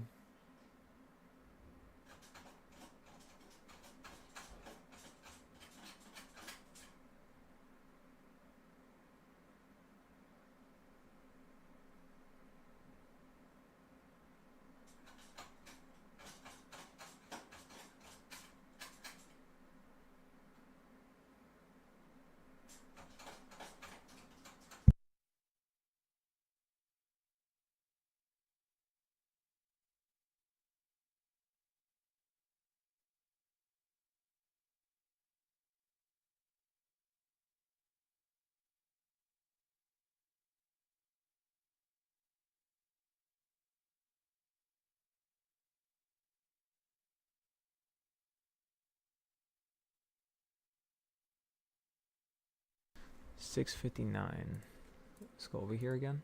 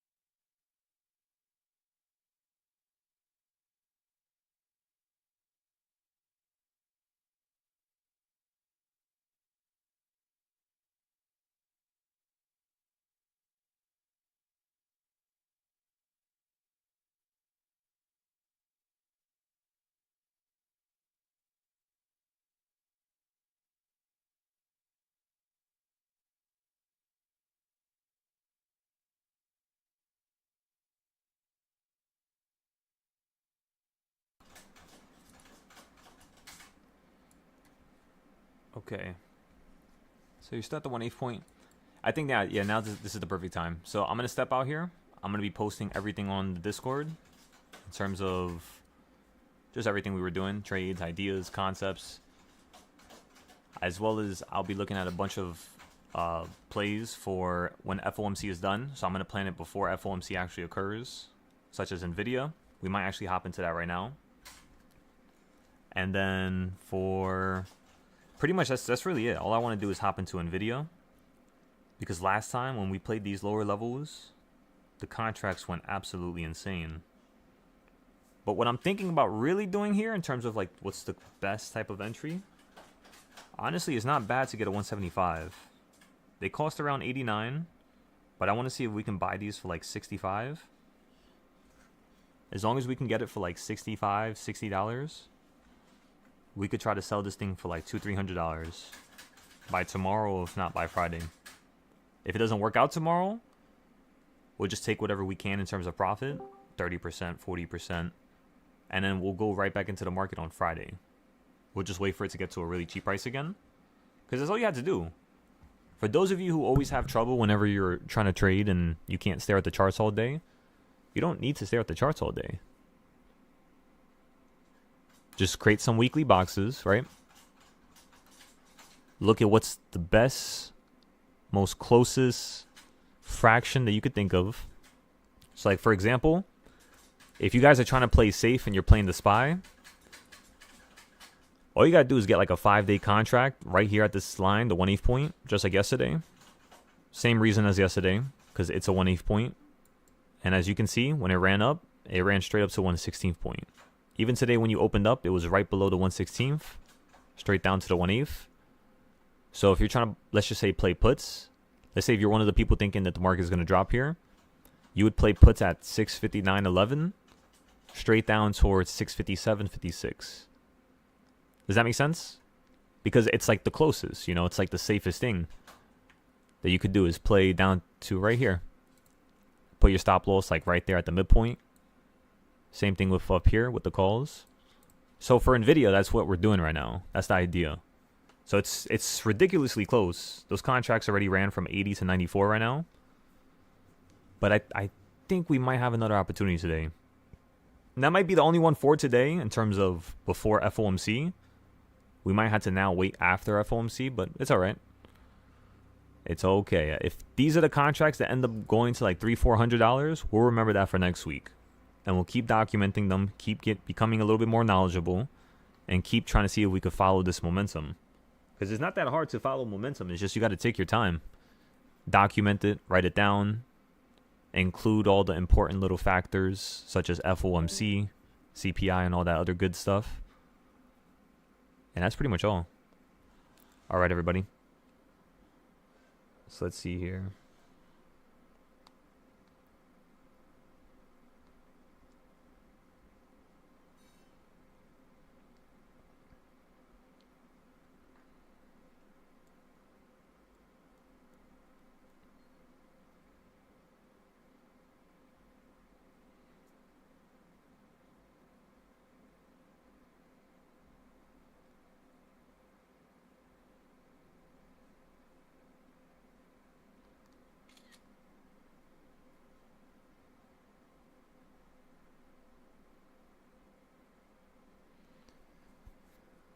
I'm just going to post them in the Discord here.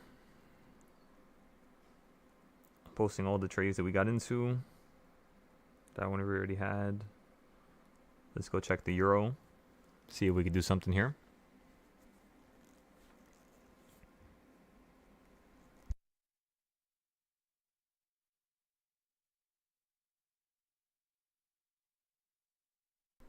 Yeah, it's still at a little odd. It's an odd position for now.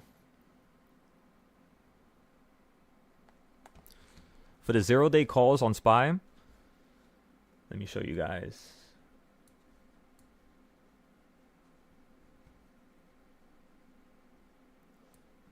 So for the 0 days, just take a look here.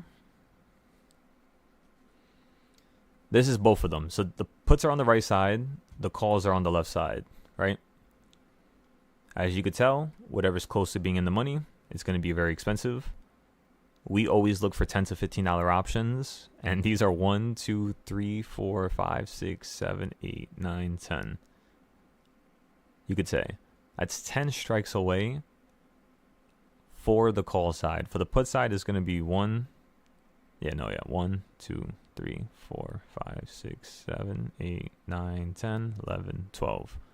12 to 13. So in terms of just, of course, IV, look at it here. 36%, 36%, steadily climbing, right? Look at this side. And what are you going to notice? That the IV is much higher on the right side than it is the left side, right? It's like the puts have a higher IV, which means they're going to cost a little bit more than the calls are. What I want to see occur is this equalize a little bit more, which normally happens around 12 to 1. And when that equalization happens, then the next bigger move is going to be more substantial in terms of downside or upside. Because this is also going to decrease as well. If not, pick up to these levels and basically match your whole entire options board, front and back. Now, since these options right here, 10 strikes out, are the ones that we would want to buy, the one thing I want everybody to understand is that just with me seeing that right now, and it's still being 11:30, if these are the prices that we still have till now, what's most likely going to happen here is, you're probably going to have a $5 to $10 run up or drop. So you're either going to run up $5 or you're going to drop down, $5, $10. So you either run up 10 or drop down 10. That's what this looks like a 2% deviation. There we go, Stefan. You got some 668 calls, which those calls are for right here. So you got the calls that were basically 1, 2, 3, 4, 5. Wait, no. Yeah. 1, 2, 3, 4, 5, 6, 7, 8, 9 strikes out. And you're up 60% on those, which is fantastic. Make sure you put your stop loss just in case. You could just keep grabbing 60% gains. Like, for instance, if it falls down again right here, you could just scoop up another call and then buy back into it, sell it again.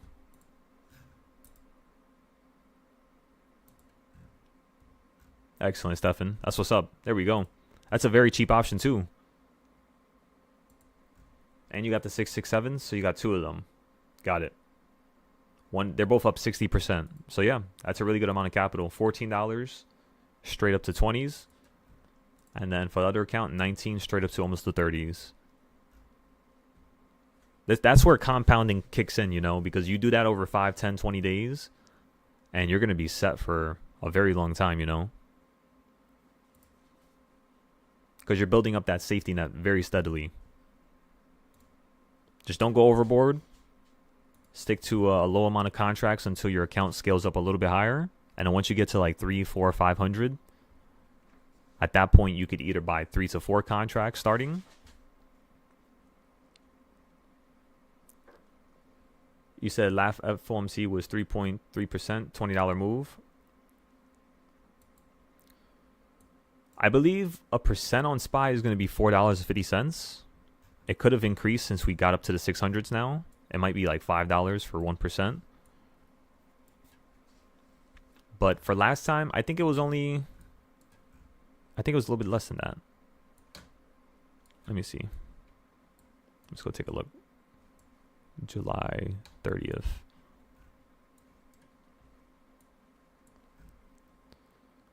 $6.31 and then 30. No, yeah, so it was around $6. So $6 down, and then if you're counting both directions, you could say 6 plus 7, so like $14. But yeah, this is kind of what I'm saying for today. I think we're gonna get like a $5, $6 pull in one direction, and then I think it's gonna change the next like hour and completely travel in the next opposite direction.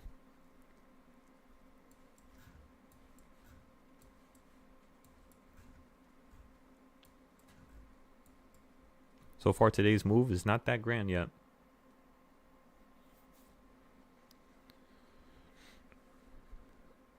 Remember, everybody, remember what I just told Stefan. If you're looking for calls, you have another opportunity coming up here potentially. We got to make the new CS zones before I leave, and then I'm going to leave you guys on this chart right here. I will be posting the other charts in the Discord. I'm going to be fixing them on my iPad. So just give me a moment here. What else can I add for you guys? That's another zone right there. So you're at the bottom of it now. You could potentially buy calls here. I would wait to see if this is going to fall down to number 2 or 3 though. You guys know how I am. I'm always waiting for the bigger entries, the better entries. These entries here, they're going to be good. They're going to be decent. But this is only for like if you're futures trading, you know. So you would get into like a futures trade right there at the bottom. Have your stop loss super close at the bottom right there, like right beneath it. And have your take profit at the midpoint or the top. Or you could be playing SPX.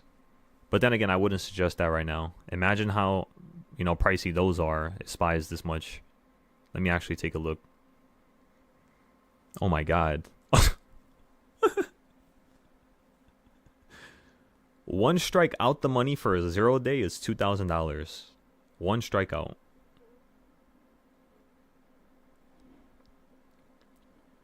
Usually, that's like $5 in the money. $10 in the money. That's extraordinary.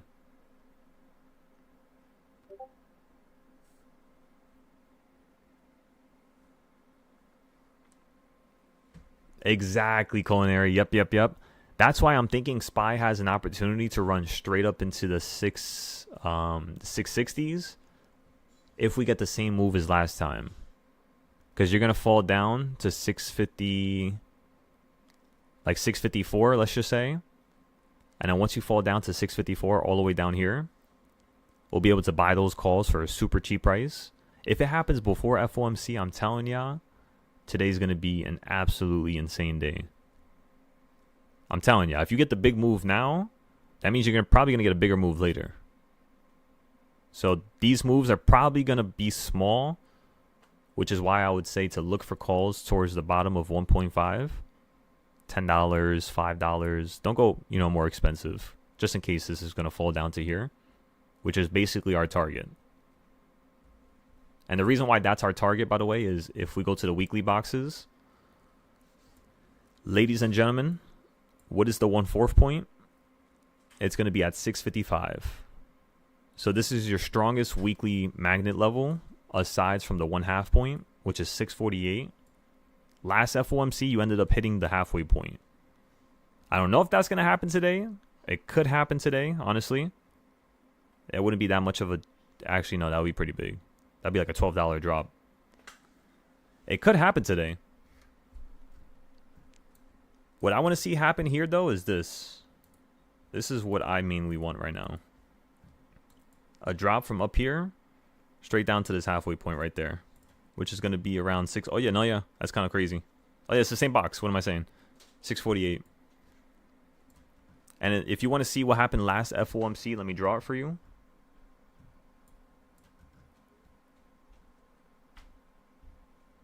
Right here. So take this low, which is because it's above that high now. Grab the day before FOMC, which is what we were using. And as you can see, when FOMC fell, actually, no, we didn't have that. I remember now, we had Friday. Yeah. So we didn't even have Monday. We had even older data. And look at this. When you fell down on FOMC, you literally perfectly hit the top of the box. That's why I think it's going to happen. Wait a second. That means I would have to measure Friday. Wait a second. Wait a second.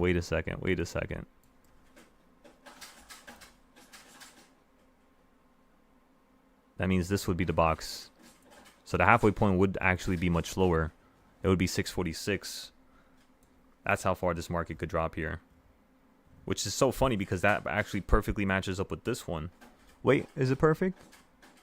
No, it's not perfect. I can see a little green wick. Yeah, see that? Alright, perfect.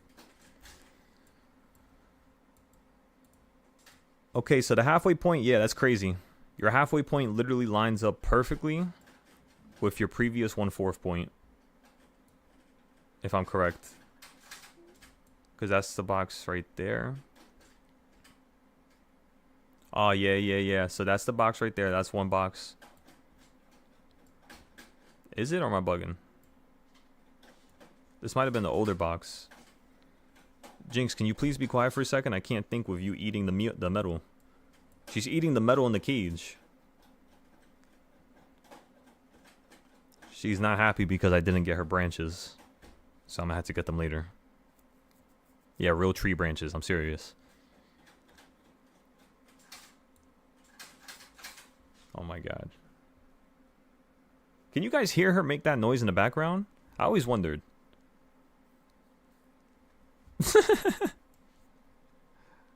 You know that? I always wondered that.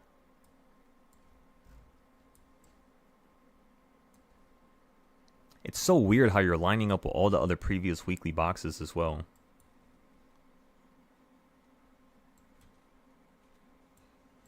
I'm assuming this is right here, the first, because that's touching that low perfectly, and it's touching this high over here, the 15 perfectly. That's most likely what where these boxes came from.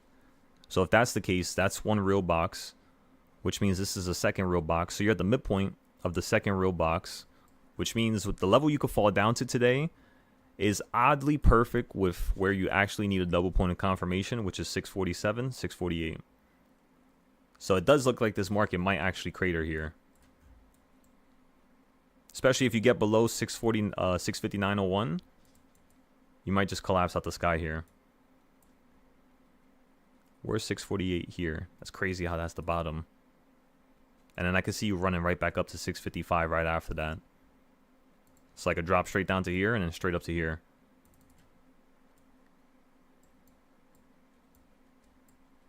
Alright, so that's one direction planned. The other direction is also planned as well, which is basically what we did last FOMC.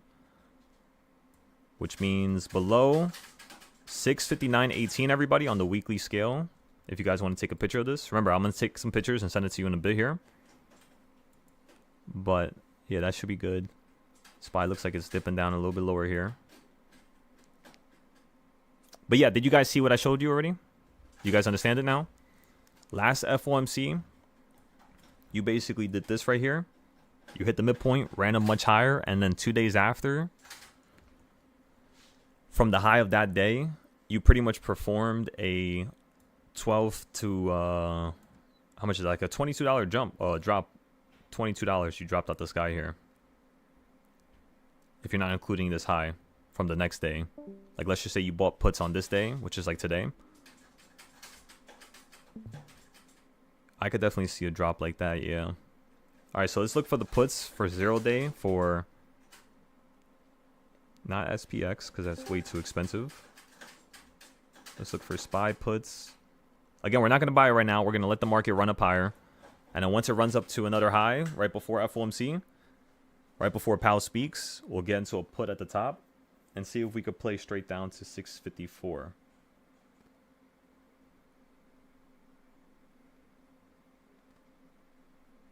All right, is my iPad charged? My iPad is charged. That's perfect. Let me charge my phone a little bit more. And then we out. I want to get back with like an hour or two to spare so that we can keep fixing these charts up.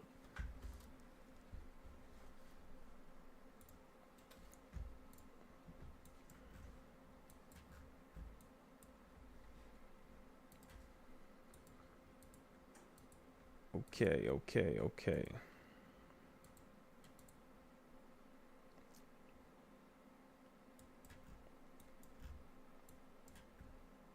Yeah, I could see you cratering here.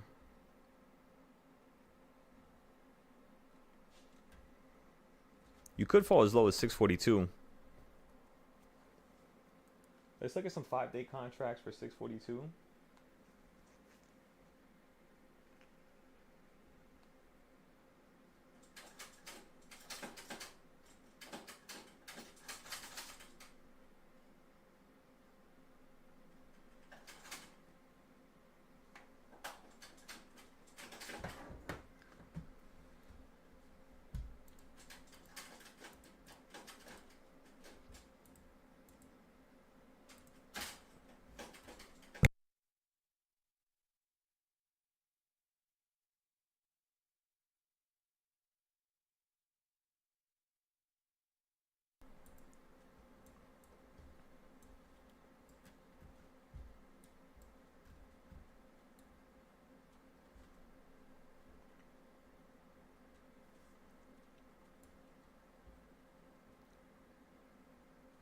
Yeah, a lot of these trends are telling me you're going to fall down to 649 when I look at the monthly. How about this one? Don't tell me this one's the same thing. It's the same thing. Wait a second. Let's check all of them then. There's no way they're all the same.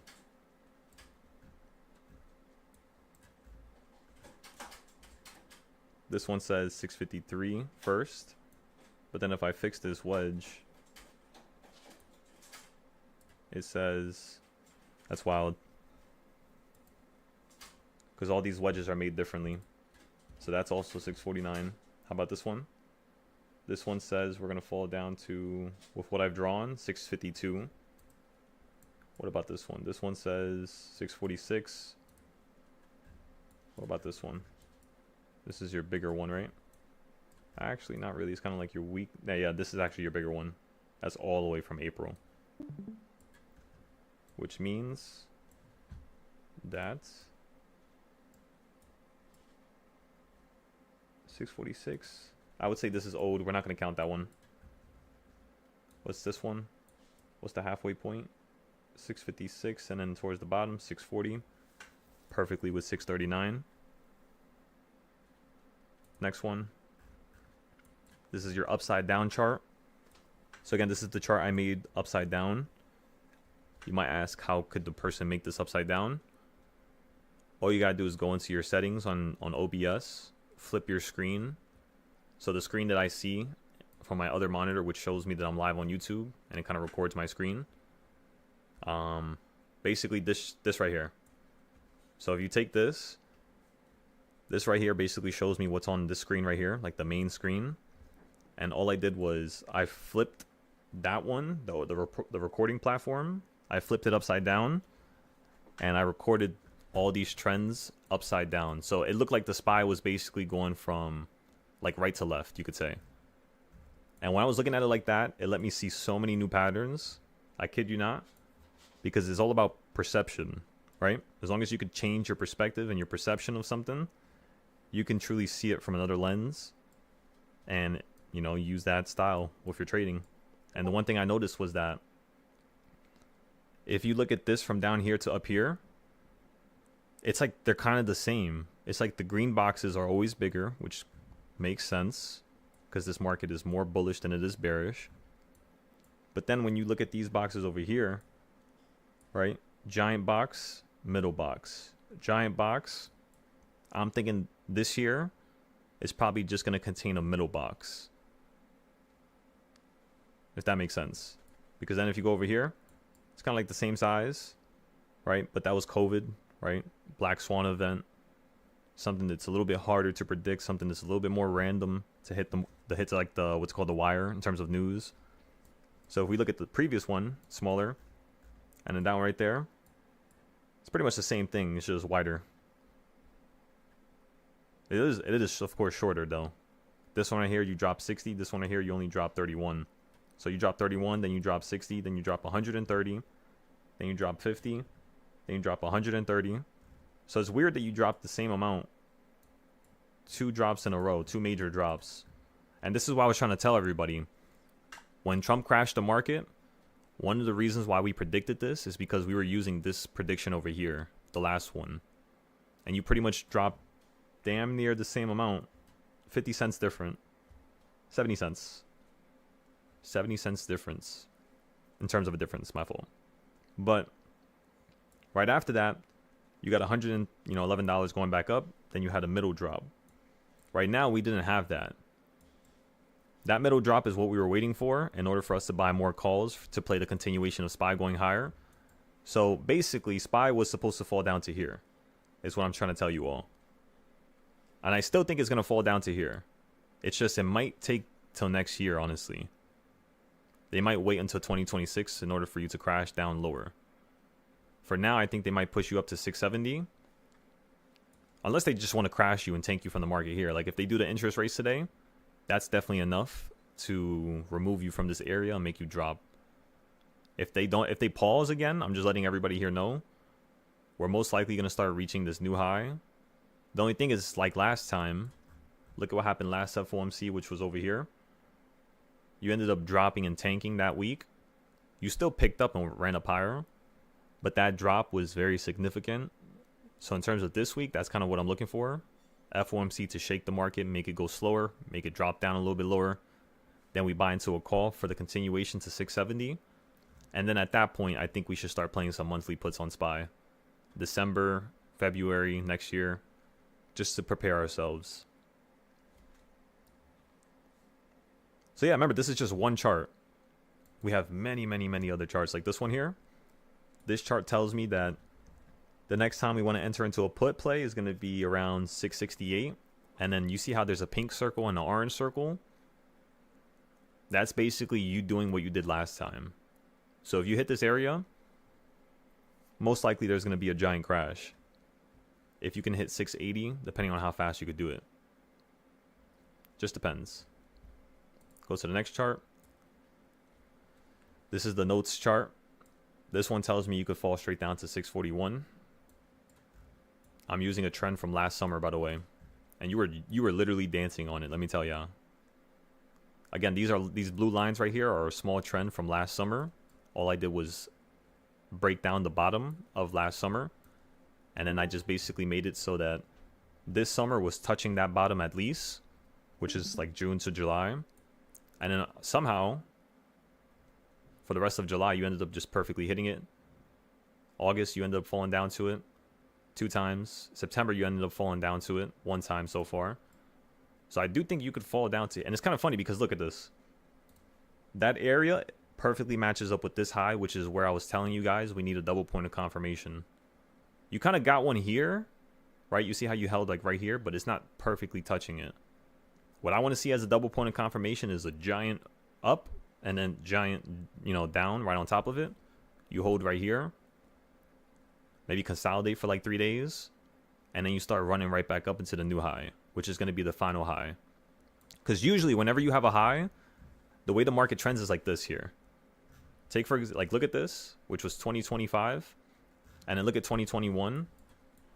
It's the same thing. You end up having like giant drops from this one location.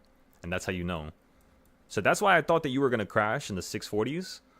Because we finally got the first layer of indications. This one, and this one. The only problem is you're all the way up here now. So when we fall down to here, we are going to buy calls. Yes, we are. But we're not going to go that heavy. Because I know you could still drop out the sky here. So again, this is the reason why I was talking about earlier in terms of those of you that work or you can't watch the charts all day. This is all you need to do at nighttime. Just come up with theoreticals. Look at what happened last time. And simply trust it.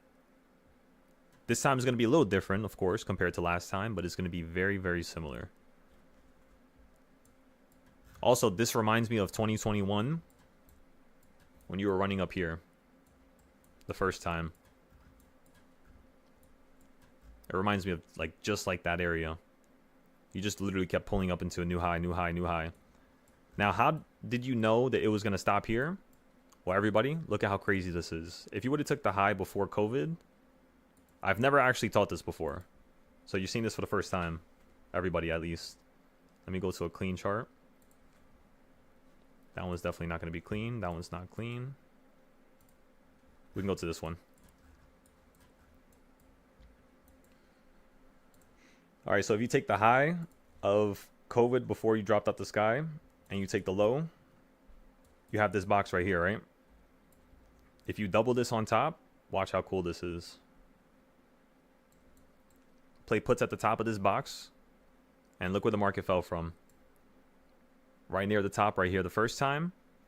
Then you ran above it viciously.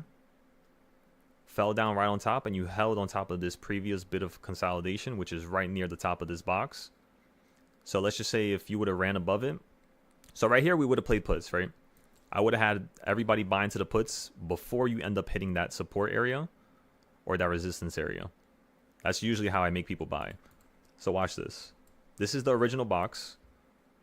Actually, yeah, this is the original, which means this is 1/2. So go right here. 1-2.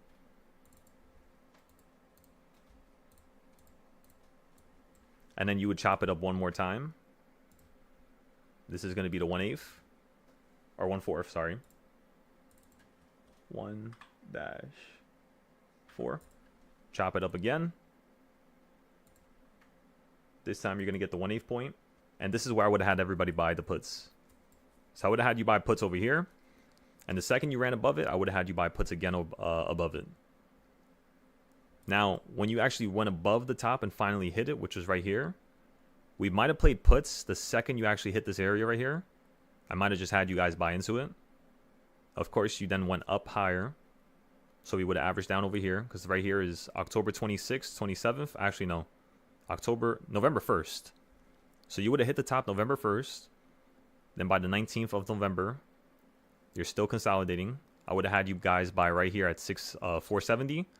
And then at 473, we would have bought another put to average down. We would have got out, way down here, which is about a $30 drop. Your call from this morning has 0 value. Let's take a look at the calls now, because I remember they were holding their value earlier. But yeah, that's how you could have timed the market falling during COVID. And as you can all see, look at how long these boxes were working for. Like if I put a box, for instance, right there and right there, just look how crazy that is. And let's say you put one in the middle, right there.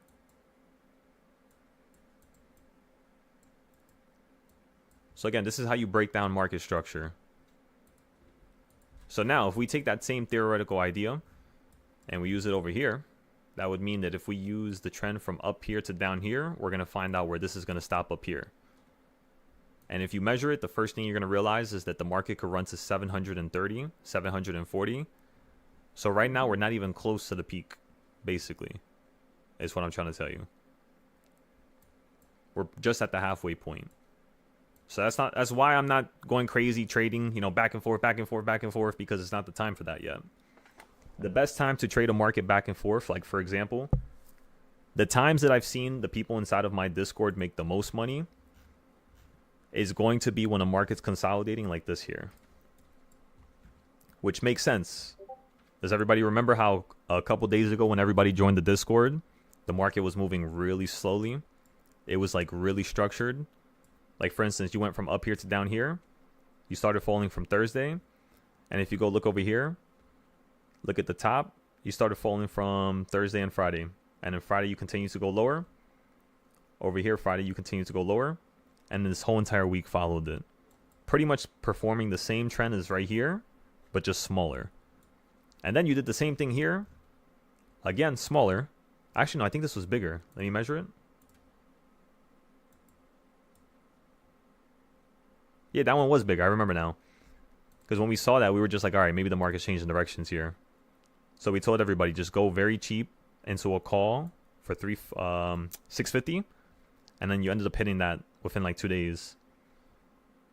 But yeah, the reason why we said that is because you were doing the same thing over here. Right? Hitting a previous low right before it, then you ran up higher. If the market would have opened up down here, that would have been a different story, you see? That's why I'm telling you guys, if the market is doing something, it's doing it for a reason. There's no reason to really overthink it. Because if it would have opened up down here or went down here, it would have been a completely different story. The thing is, it didn't. So, in the midst of you buying a call, sometimes you're going to be in the unknown where that idea might not work out, just depending on how complex it is. So, yeah, we told everybody calls down here. We told everybody calls down here. We even got calls down here. But, people making the most amount of money on this Discord, it was happening around these highs. Like around right here. And then around right here. And also right here. After this, it started to be a little bit less profit across the board. And the reason why, again, is because these markets that are running up sharply in one direction, these destroy the 0 days, no problem. For instance, you get a put right here for a 0 day, gone. You get a put right here for a 0 day, as you can see, gone. A put right here for a 0 day at the open, gone. The only time you're making money with a put it was yesterday at the open, and then obviously today. So that's why I think today might go lower, because it looks like you're starting a new trend here. Plus, it's happening like right after the 14th day of the month, which is the second week. As you could tell, 2 weeks you were running up. And it looks like maybe for the next week you might be dropping until the 20th. Which means now we have the day that we think the market's going to fall down. And that's how you basically start to predict the perfect expiration date. So for instance, again, if a market's running up for 2 weeks, you could theoretically say that for the next week it's going to fall down. So if we look at the puts for SPY, 2 days out,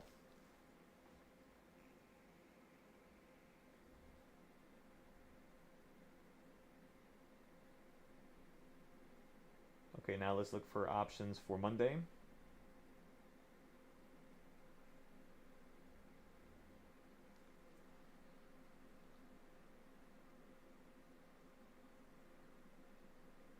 $300. So yeah, it's a little pricey.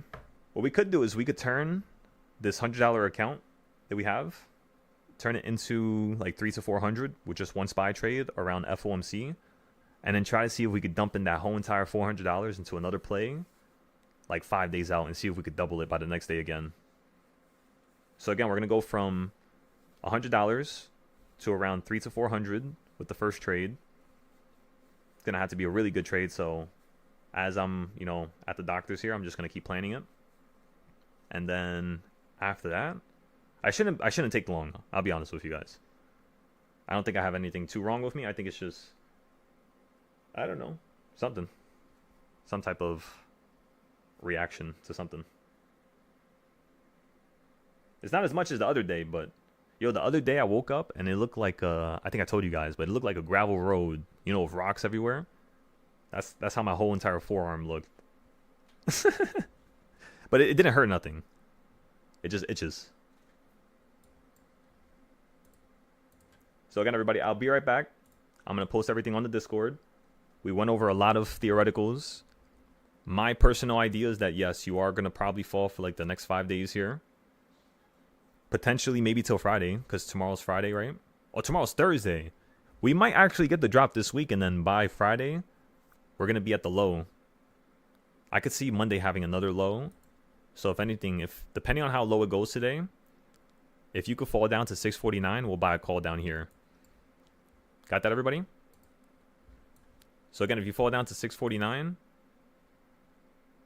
which is right around here, we're going to buy a call down here. And then if the market runs up higher, we are definitely going to buy a put at the high. Because last time you did that, you ran towards the high and you fell out the sky.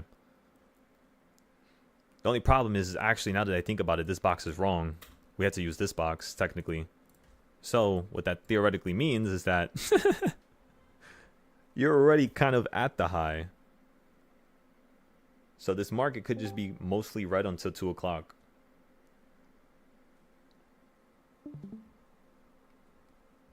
So again, just be very careful, everybody.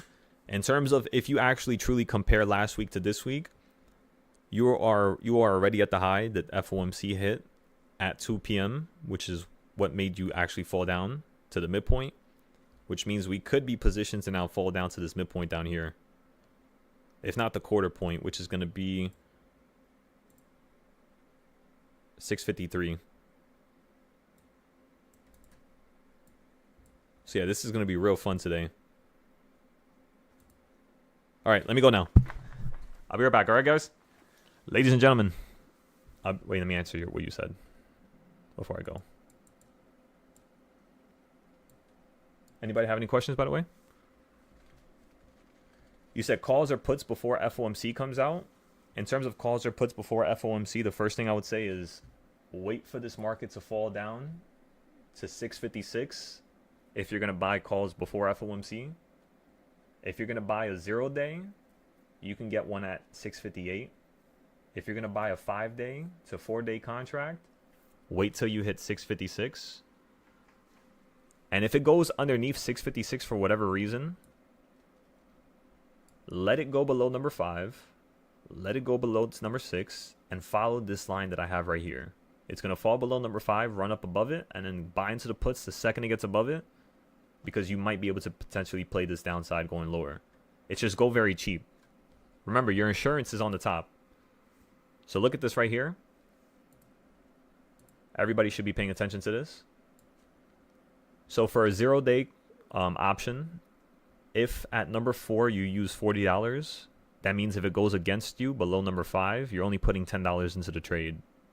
The reason why it's only $10 is because that $10 trade can easily go to $60 or $70, where you'll make your money back and be up 50% on your whole entire account that day. Remember, you need to robotically trade. As long as you can get the capital very, very small, like you could bring it down to a very small number, you can micromanage it beyond a normal level of, I would say, degree. And I didn't notice I could do this until I actually did it this one time, where I was really lazy and I was really bored of trading. And what I wanted to do was robotically trade Tesla. So I was like, can I just throw $10 into Tesla every Friday, every single week? And how much money am I going to lose the whole entire year versus how much money can I make from it actually bouncing on different Fridays? I checked 300 to 400 Fridays, that's a lot of time, you know. And the conclusion that I came up to was basically, with Tesla, it's a little bit different. So with SPY, I used more data. It was probably like 700-800 days I used to get to this point. And every single, day that I broke down, every single time, if you would have put in $10 at that point on number 4 or 5, which is a certain distance away from the opening price, you would have been able to make back X amount of money, which would have been able to pay for your contracts.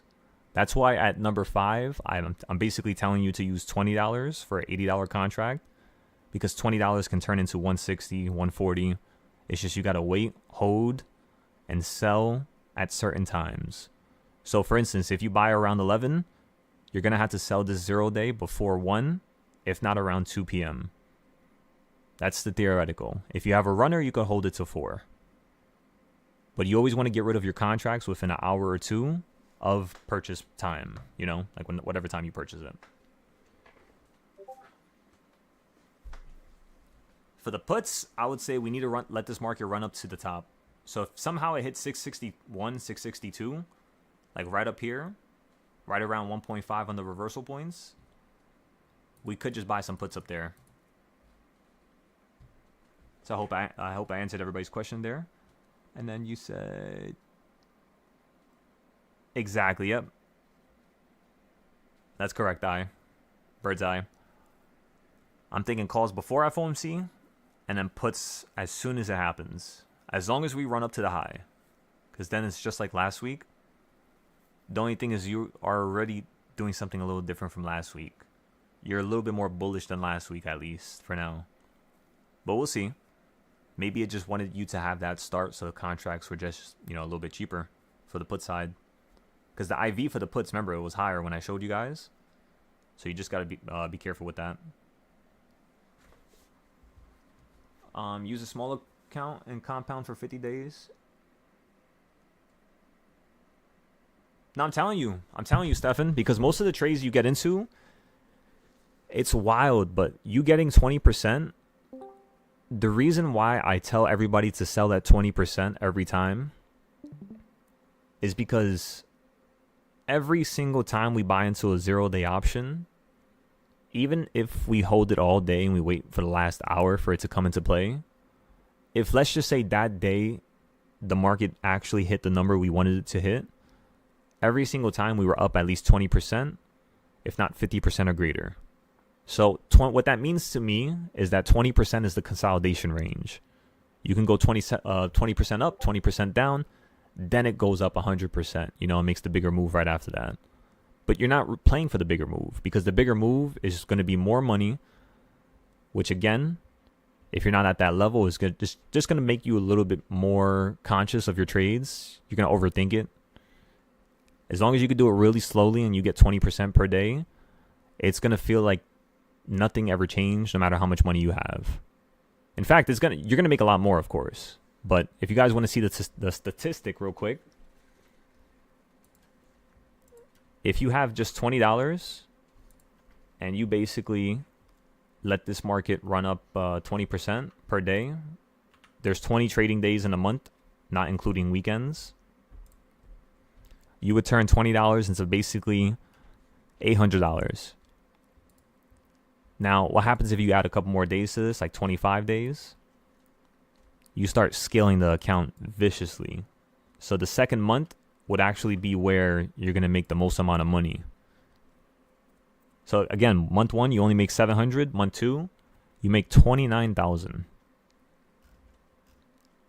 And if you guys want to see how this would actually work day by day, just look at this here. So at first you're only making like $20, $17, $9 per day. But then very quickly you start making $1,000, $3,000 per day. And that's pretty much it. It's crazy how much money you can make within 40 days. Now let's say if I amp this percentage up a little bit to 30% and I decrease the days back to 20. Now I'm making 3,800 by the end of the month. And remember, I want you guys to at least be making 2,000, especially if you're going to be paying for a subscription. Now, the first month you join, of course, I'm not even expecting you to make a single dollar because of how much information you have to test and put on your screen. So the first month is always going to be more of a distasteful month. That's just how it is. It's a little bit more bitter, especially when the market was really slow last week or 2 weeks ago, and now you're moving very quickly into a new direction. You are slowing down yesterday and today and the day before, but you're still climbing to new ranges, new highs, which is dismantling many, many ideas the second we make it. So it's like, imagine we made an idea yesterday, and because of you opening up here and at this high, and now we have to basically rethink about all those ideas again. So it gets very annoying. It gets very tiring. It feels like you've done everything you need to do. But the thing is once you get a days of data in terms of one day, it changes everything. So right now, what I would tell you guys is basically just use a very low amount. If you want to trade, and this is your first month, if it's your second month, you should now be making profit. And that profit should be approaching at least $1,000 to $500 per week. For the first month or the second month, it's fine if it hits 1,000 only. By week or month number 3, that's your quarter month, there has to be a good quarter report. Just like a report card in school, we're going to have a very extensive one-on-one, like 2-3 hours. We're going to look at every single trade you got into for the past 2-3 months. And after that point, we're going to see what's the next steps for you to actually improve here. Because by month number 3, you should be making money, no matter what. Sometimes I've seen it happen where people will be here for 6 months, 7 months, 8 months, paying me $200 a month, and they just don't want to have one-on-ones. They just don't want to improve. And then before they know it, it's just like, that's wrong in my opinion, you know? So it's like, I feel like that's wrong. I feel like that's not right. Because I should not be making money off of an individual that's not making no money that's been here for 8 months. That's ridiculous. That's not right. That's not ethical. So, of course, at that point, I would then kick this person out. And the only way that they can get back into this Discord is if they join the mini Discord and somehow make it out the shadows. If they could join out of the Discord and make it out and show me that they're worth, you know, what every single thing that they say they are in terms of ideas, concepts, ability, as long as they tell me that they know they're worth it, I'll have them right back into this Discord. I've done it many times before, and I will continue to do so. Because you got to uphold a certain level of performance in order for this to be the best in the world in terms of a trading group or in terms of teaching, you know? You have to, by far. So again, everybody, you got that? First month is slow, which is perfect. We want it to be slow. We want you to get all the knowledge absorbed inside of your skull. Second month is going to be a little bit of profit. You should at least be able to make this free, pay some bills. Third month, you should be making $2,000 to $3,000 per month. And if I'm showing you with just $20, you can make that $4,000 within 20 days. As long as you guys just compound and don't overtrade. Everybody here does it. I know it. But just compound. Do not overtrade. Small trades. A little bit of your whole entire account. So if I have $5,000, yes, I would be fine with you putting $1,200 into a trade. Yes. But only if it's like a 5-day contract, 10-day contract, and you must sell it the second it hits 20 to 30%. You keep doing that every single day, and within a week, you're going to start seeing some insane progress. And that's all.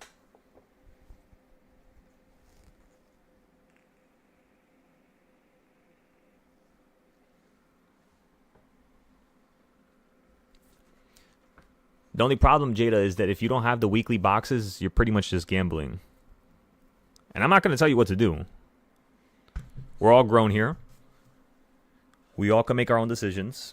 But if you're going to be in this room and you want to ask me what's my utmost greatest conclusion of what a person should do, it would be to keep doing the boxes. Keep drawing it. Remember, some of my trading styles, I was making them and building them for over 200 hours. Imagine staying stuck doing something for 200 hours. One thing. Like, imagine creating a box and then being like, all right, no, I think I could delete it and do something better. Like, that's how your mindset has to be. You don't want to give up on yourself. So keep trying the boxes. You'll definitely start noticing some patterns once you start kind of cutting it up in different fashions. You grab different weeks. Because remember, Jada, I gave you the videos that are the classes. So I gave you classroom videos which are private. Those videos are enough for you to get taken to the next level. If you need help, just take pictures and send it to me. But other than that, yeah, just do whatever you feel is right. I know you got this.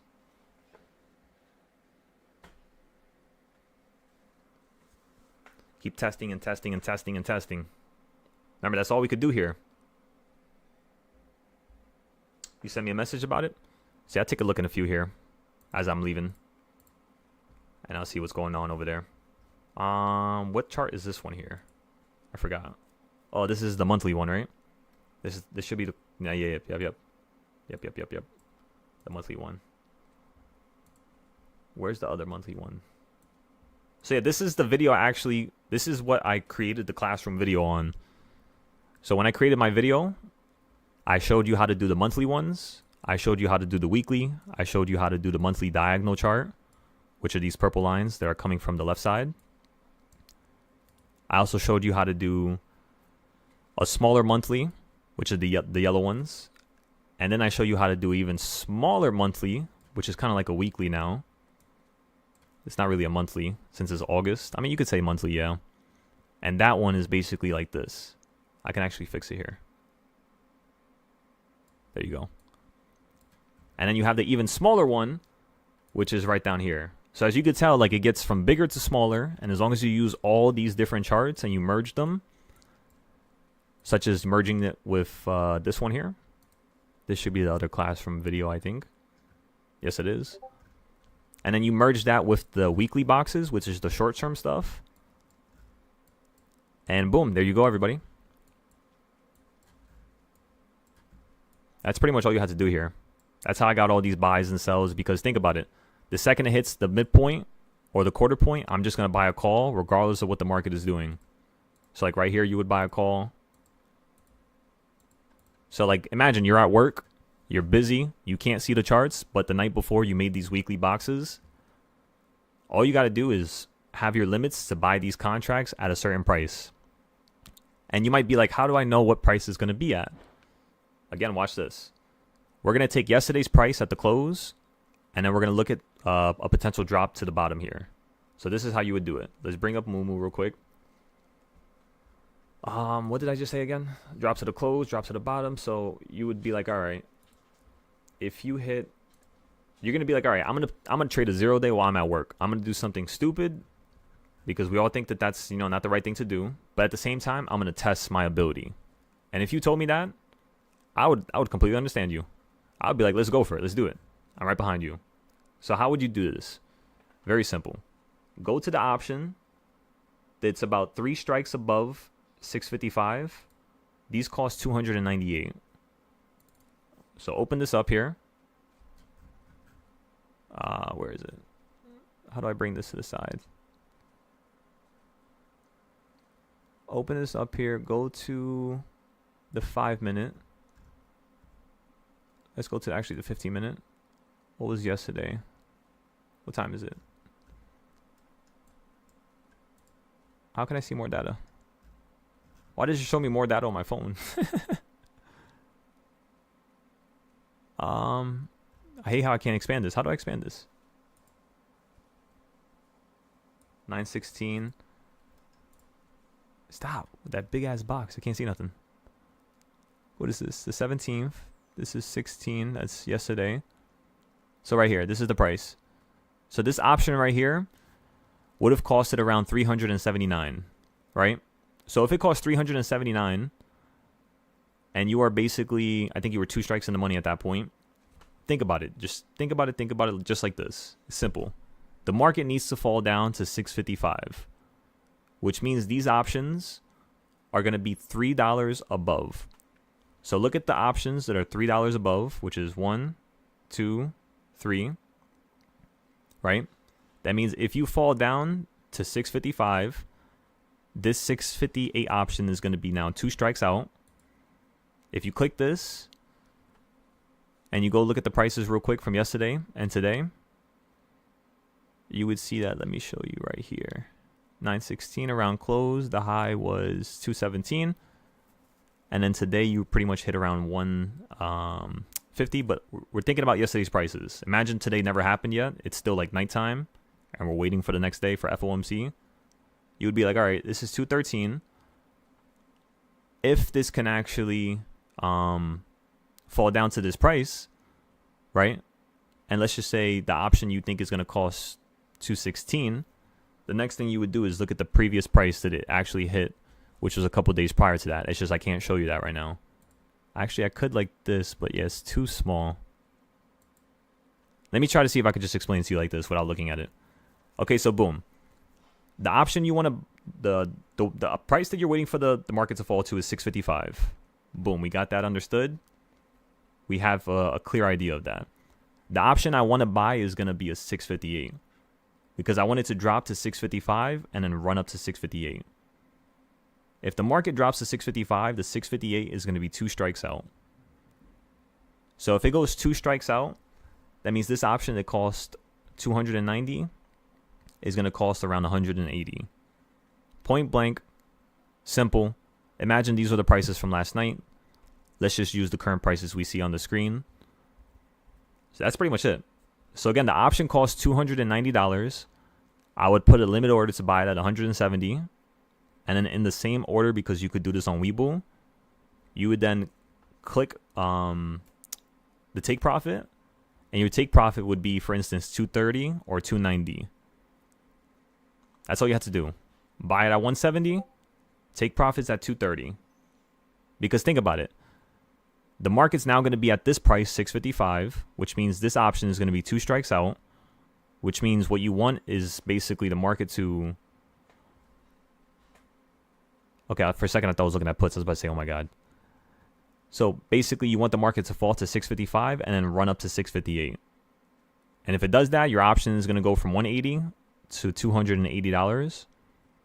So again, this is happening the previous night before today opened up. That's all you have to do. Look at where the contract is at. Look at how much it costs. Theorize how much it would cost if you fall down to that level. And then when you fall down to a really good low, theorize how much you could bounce back up to. Let's say if I fall down, like I know the market's going to fall down $4. If I buy a call, I'm just waiting for a $2 run up, which is going to be about a change of 2 different strikes. Which means if I buy the contract for 170, which is the one that costs 290 right now, I would then want to sell it for this price right here, which is 230. If not, 290. So maybe like half day throughout my day if I'm working or if I'm busy, I'll just take a look at it and be like, all right, do I need to adjust my limit? Is this actually going to potentially run up higher? Because then the second this thing hits 250, 240, boom. Cancel my order, put a new limit order with a stop. My stop is now 230. My take profit is going to be like 300. And that's it. That's all you got to do.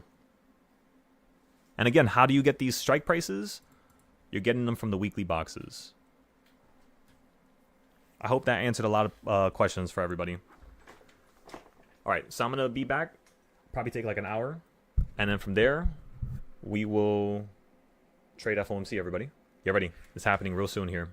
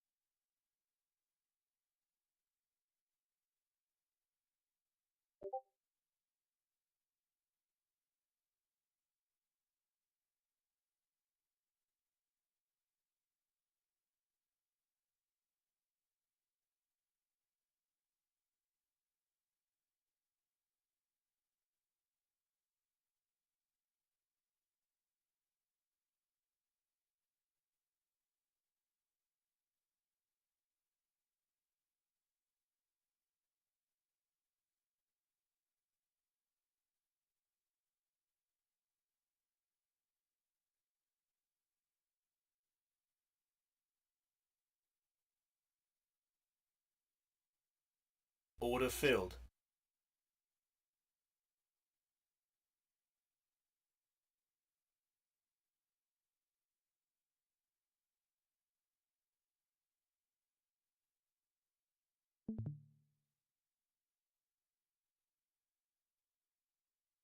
Order filled. Order filled. Order rejected.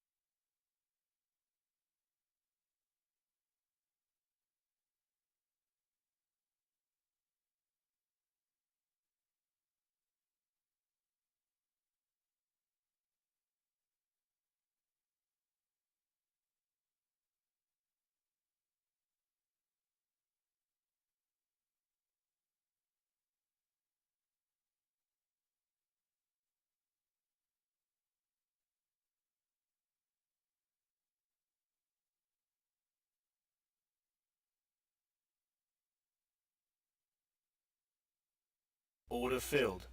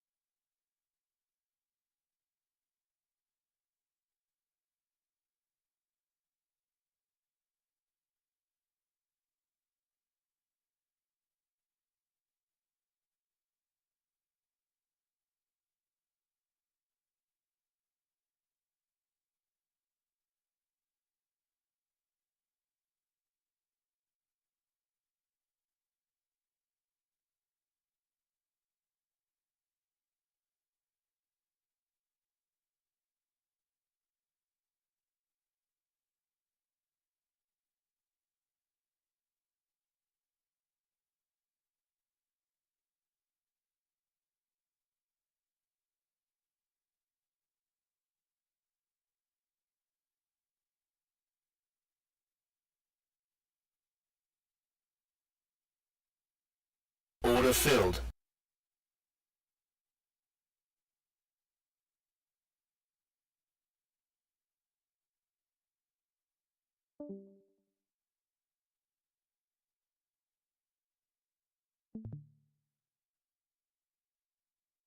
Order filled.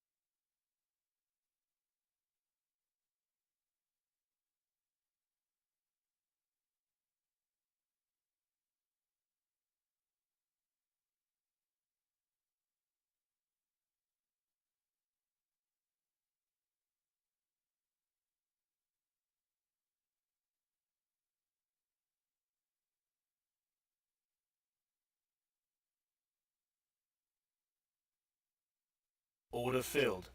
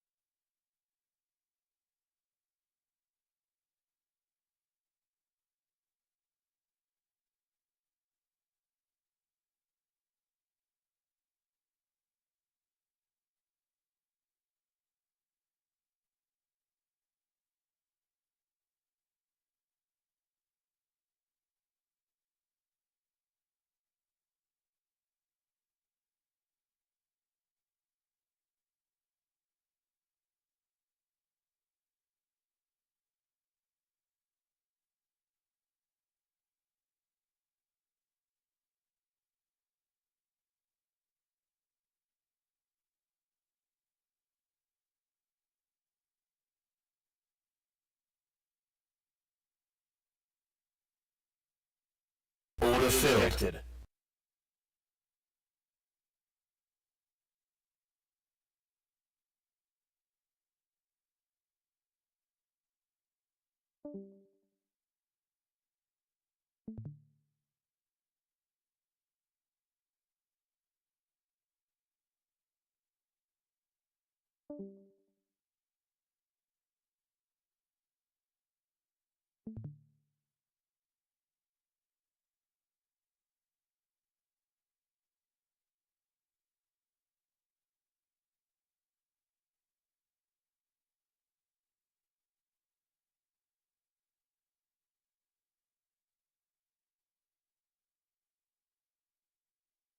Order filled.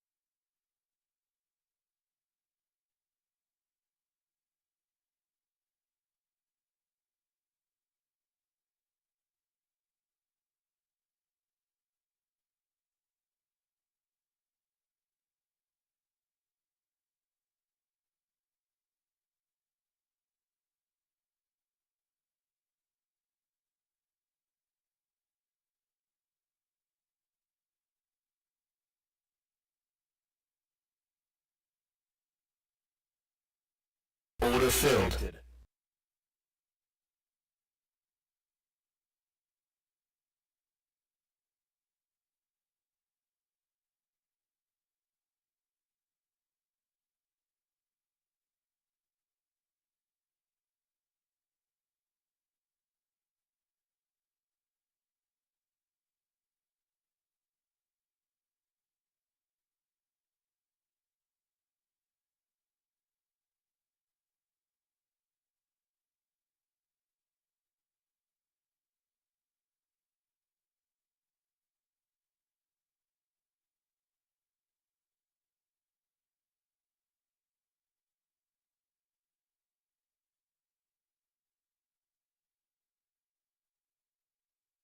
Order filled.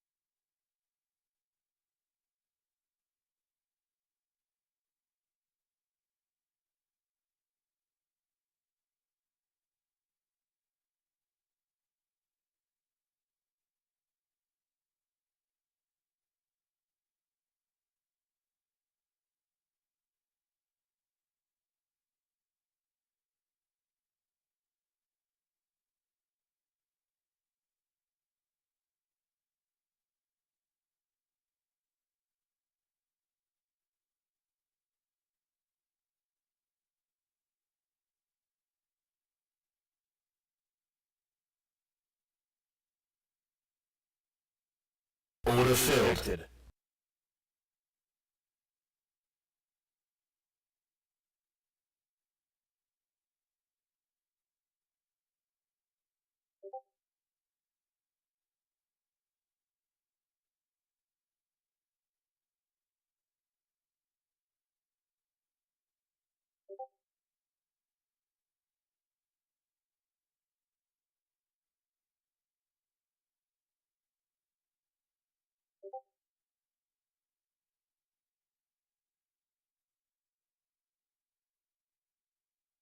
Order filled.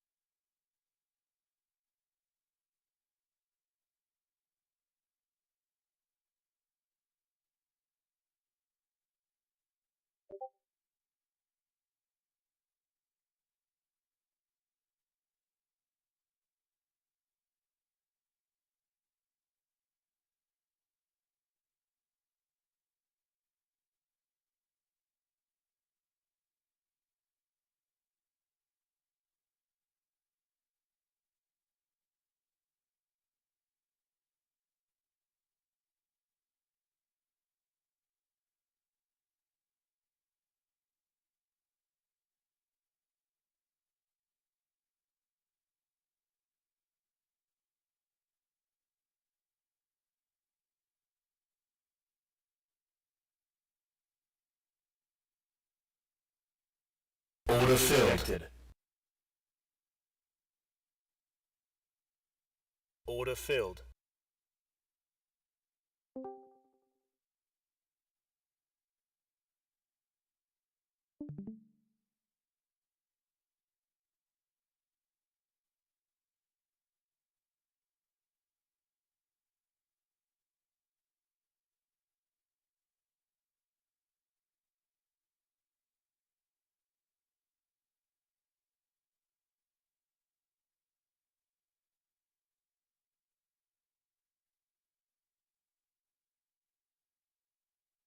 Order filled.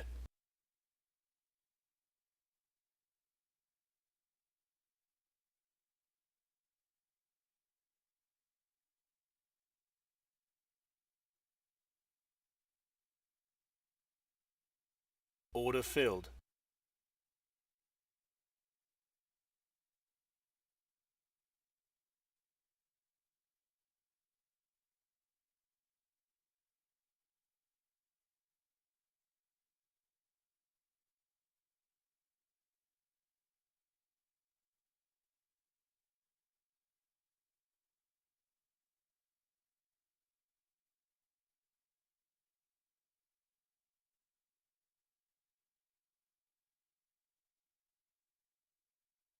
Order filled. Order rejected.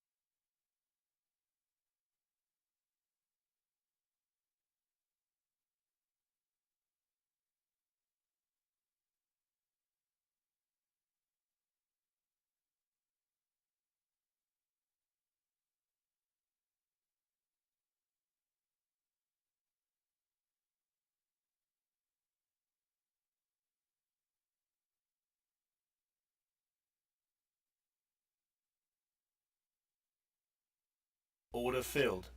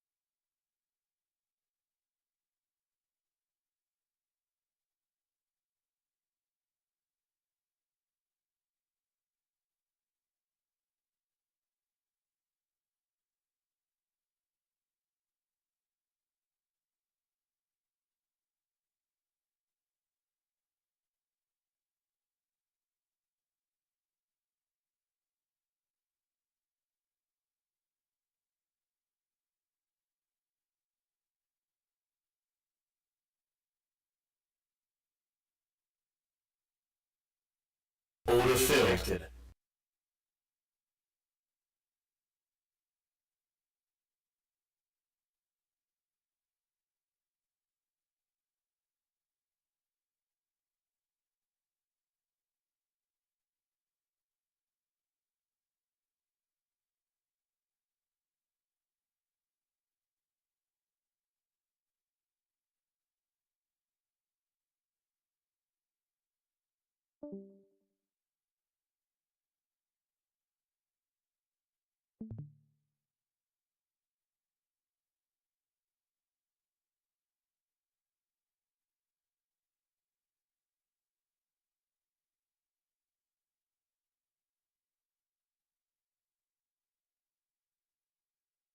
Order filled.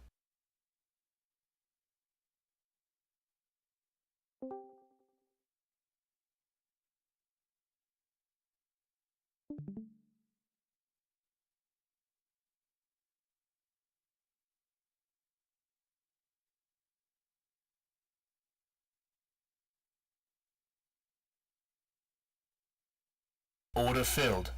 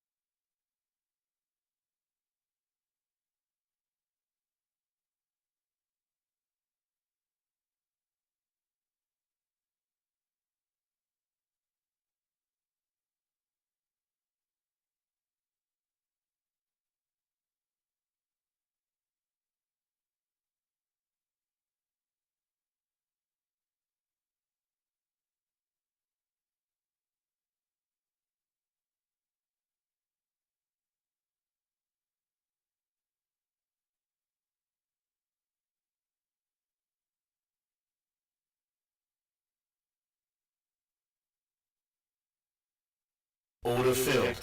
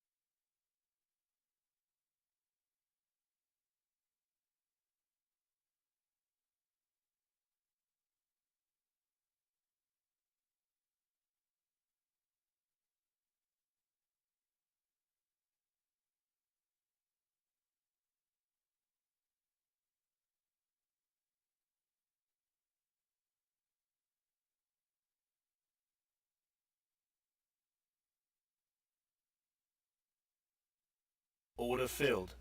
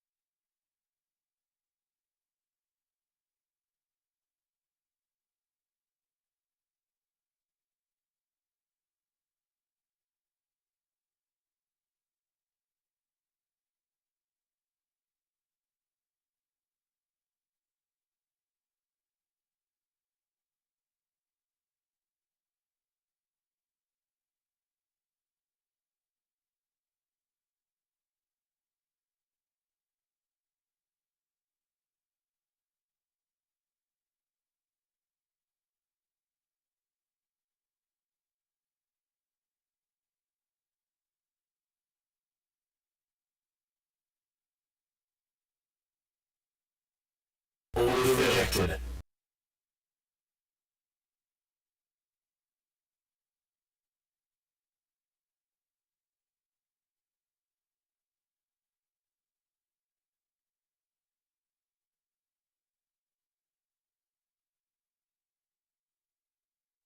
Order filled.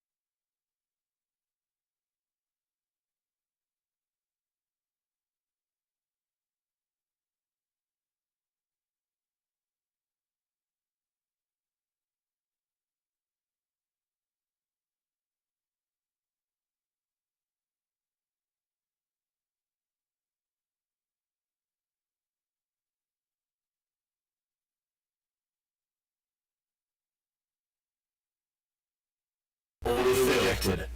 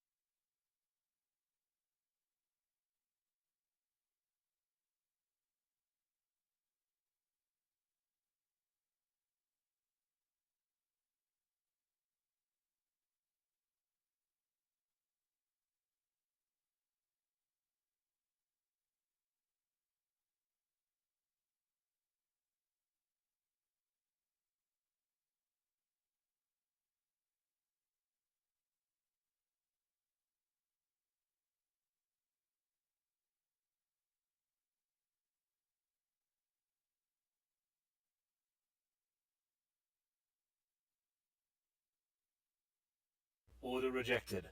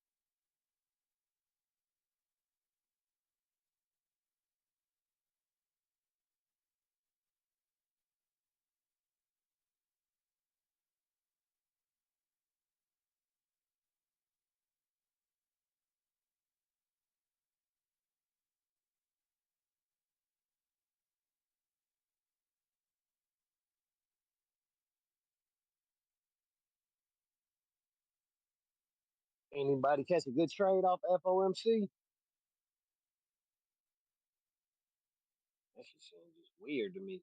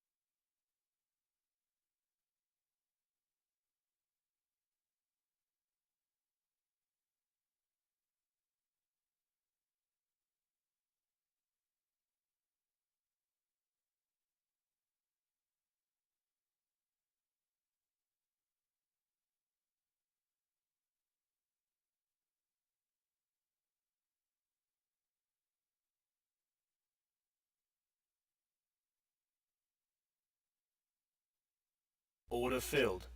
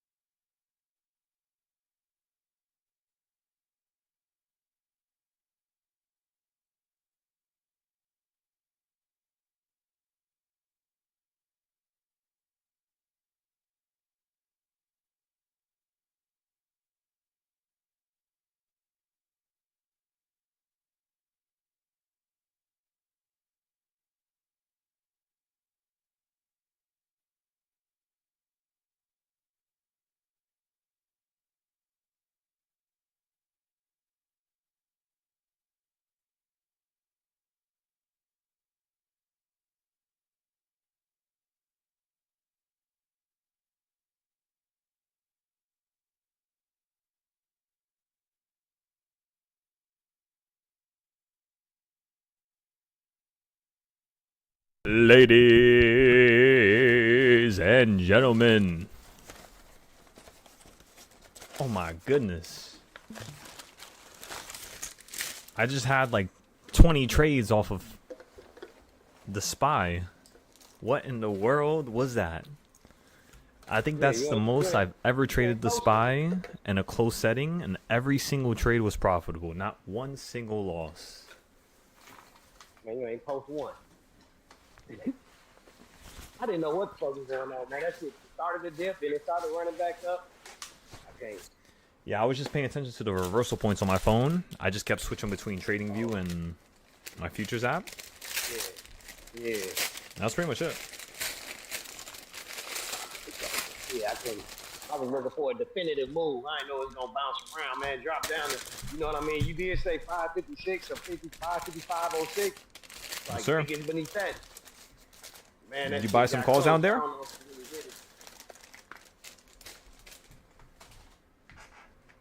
Did you buy some calls at the bottom? No, I missed the bottom. You know what I mean? I'm in here moving around. Every time I looked, I seen it was changing direction. It would have been nice to get it. Yeah, why didn't you get into something? You didn't have a limit order ready? Oh, man, not with that IV. What kind of limit? You know what I mean? I was thinking about hopping in at the end. I was like, well, probably going to come down. But did you check some of the trades that I got into? No, I seen one. It looked like he was doing futures, though. Not yet, but it's still long on SPY. If I'm long on SPY, that means calls. Okay. If I'm short, that means puts. Yeah. It's the same difference, right? Same thing, yeah. Oh, that's cool, though. Cleaned up, man. I think Cody did all right, too, man. I ain't sure, though. I actually got off by it. Hell yeah. I'll ask around, see how everybody did. I just want to make sure that everybody took advantage of that. Did you have some of that typically yesterday?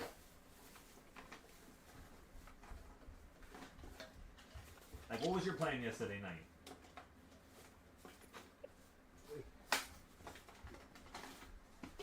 Ain't no L.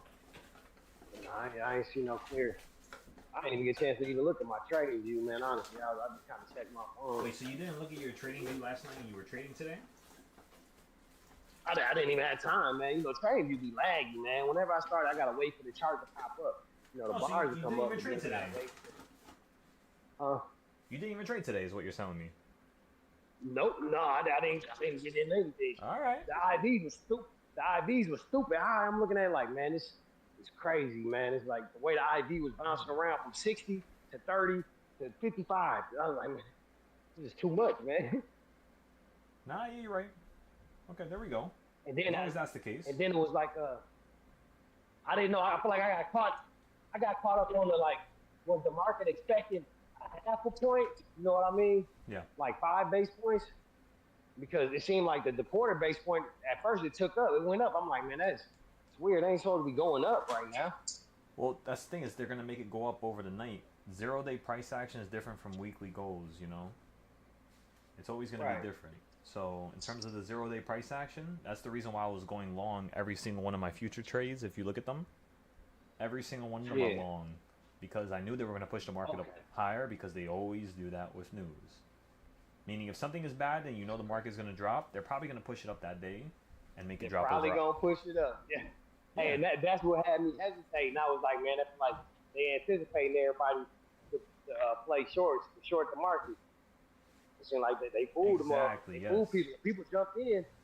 They immediately changed direction. They instantly just fucking hit them with a 2-step, and that's it. It was over.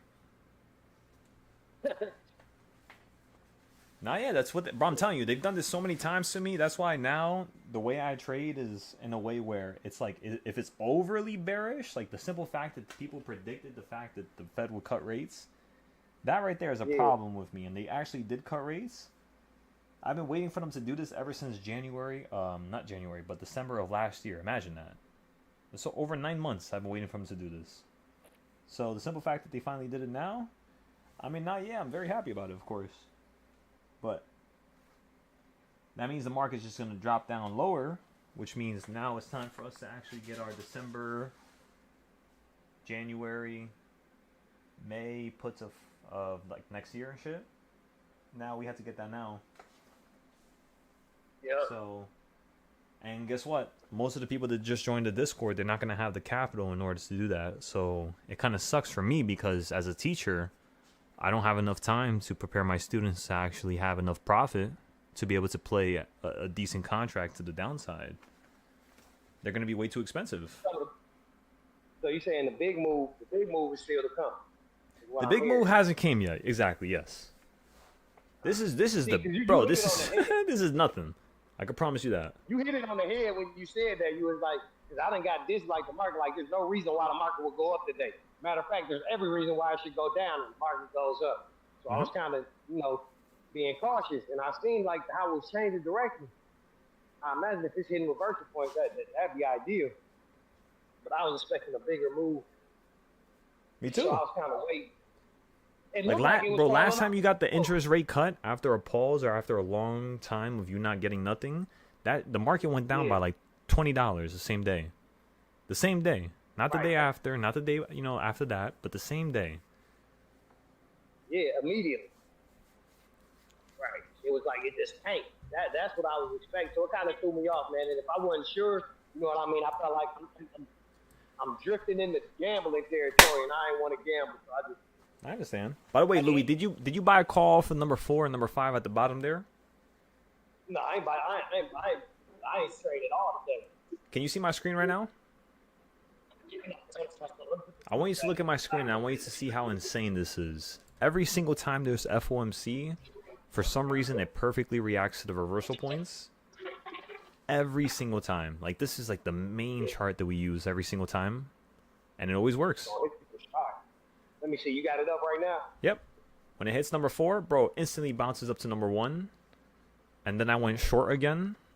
And then that thing fell right back down to number 5, 6, 6.5. I went long at number 5, so I was down like 500 down here.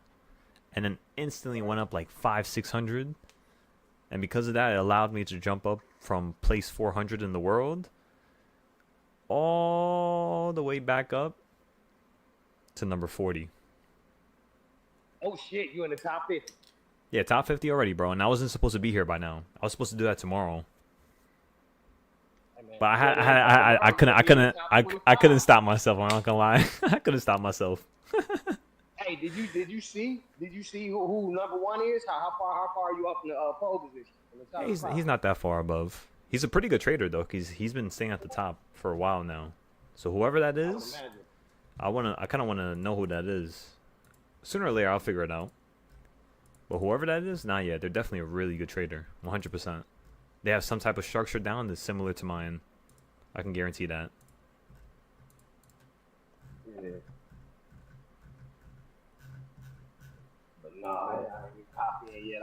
Let me see, where am I now? The 5, remember I told you the other day.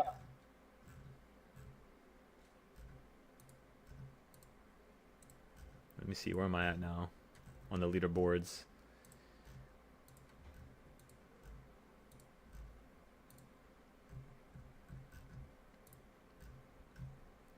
So now we're number 50 in the world, everybody. All right.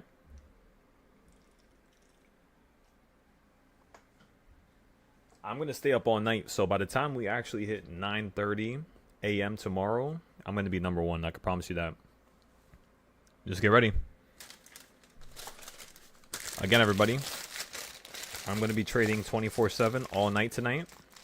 I'm not going to stop trading because number 1 is going to be as easy as, anything else, I guess. I don't really want to give you an analogy. But if you're ready for that, if you want to join up, just make sure you have at least an account that you could trade with. If you didn't join the competition, that's okay. Just paper trade. You guys could still set up an account with NinjaTrader where it's simulated, where it's like fake money. So even if you're not in the challenge, it's all right. Again, everybody, I want to see you in these trades tonight. And that's it. Now I want to see everybody's trades and everybody's notes. So Slug, if you're on YouTube still, Brian, if you're on YouTube still, I want to see you post to my Moomoo account, my Moomoo community. If you guys are on my Discord, of course, I'd rather you post to my Discord first instead. And then if you guys want to expand the community, to expand the amount of people that are actually talking, you could post it in the Moomoo community or Twitter. Because remember, if I just speak out loud and try to tell people, oh, look at how great I am of a trader, you think that's gonna help me actually build this community? And the answer is no. They're not gonna want to hear what I have to say. They hear what you have to say as a student. That's what really matters here. So if you guys want this to grow and grow like a wildfire, you're gonna need to help me market. Join my communities on Moomoo, join my Twitter, post it in the Discord. And yeah, let's get this rocking and rolling. Again, I appreciate every single one of you. I hope you know that. For showing up every single day, for listening to me. I really do. Say that again, Louis. I'm sorry.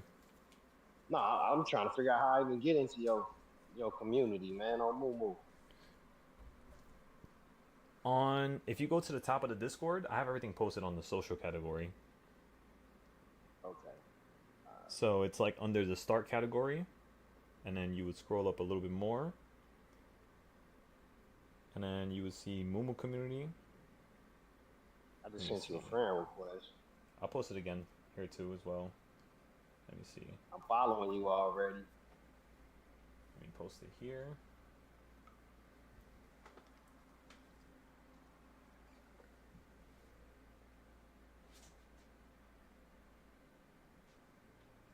Look at Donnie. God damn.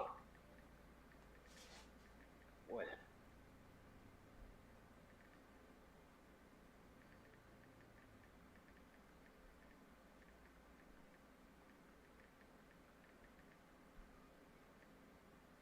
$65K made 200.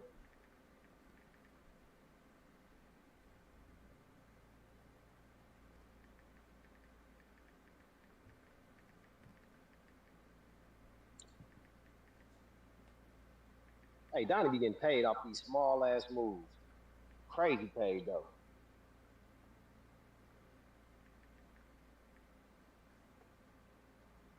It is, right?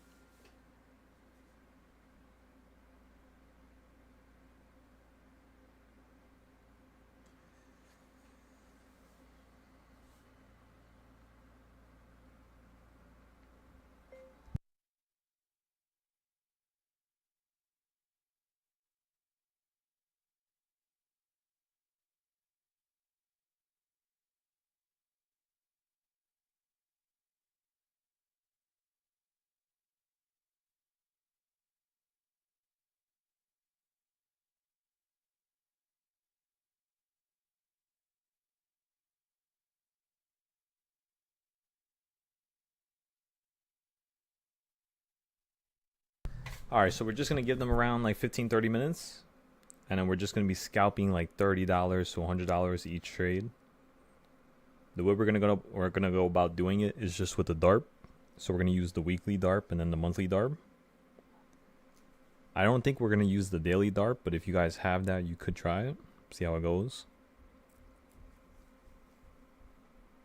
It's also about time for me to actually show you guys how to add the reversal points to the SPX, ES, QQQ, and the NASDAQ.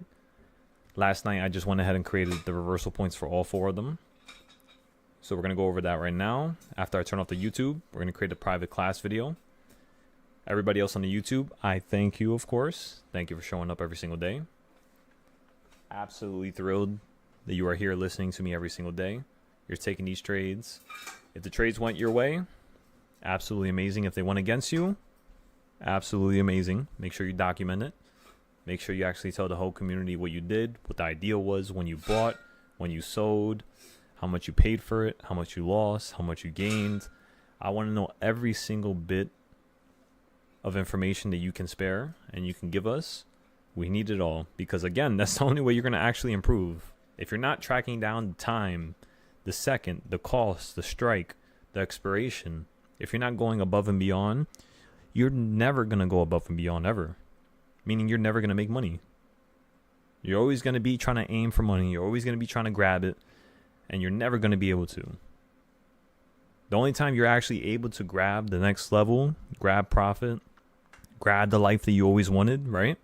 In order for you to actually do that, you have to you have to overdo it. You have to go above and beyond. You have to do your notes. So many times do I see people not post a single note, and when they do post notes, they half-ass it. They just copy their note from the previous day. People don't really try. About 95% of you do not try in this Discord. I can guarantee that. Respectfully. As a teacher, you will understand where I'm coming from. If you feel some type of way, good. Means you're not doing enough. If you don't feel some type of way, good. Means you are doing enough. Come on now. Don't play me. You know how it works.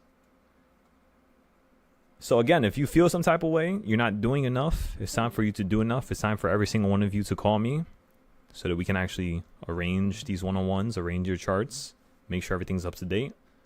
Make sure your stuff is actually what it needs to be. Make sure you're understanding my classes, my videos, and every single time I speak, making sure you are documenting it. And as long as you are doing all of that, I think you'll be fine. So, does anybody here in the current chat need to speak to me one-on-one? Chips and Guac, you there? Let's go, Louis. Again, does any single one of you need to speak to me one-on-one? Yeah, I'm definitely going to chop it up with you. But you know, All right. later on. Later on? Yeah. Oh, yeah, I got to get home. Get by my computer. Nah, yeah, you're good, bro. You're good. Call me whenever you're free.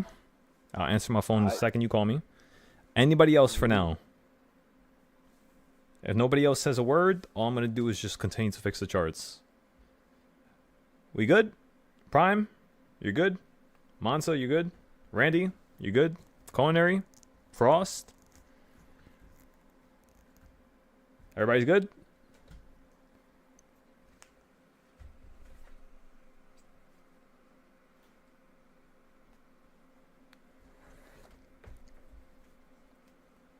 What do you think, Louis? Do you think we'll hit number 1 on the paper trading challenge?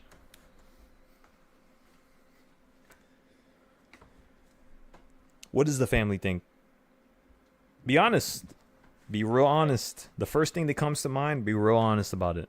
Because I trust your instinct. Let me hear it. I don't know who you compete. If I'm being completely honest, I don't know who you're competing against. But, yeah, you definitely in contention.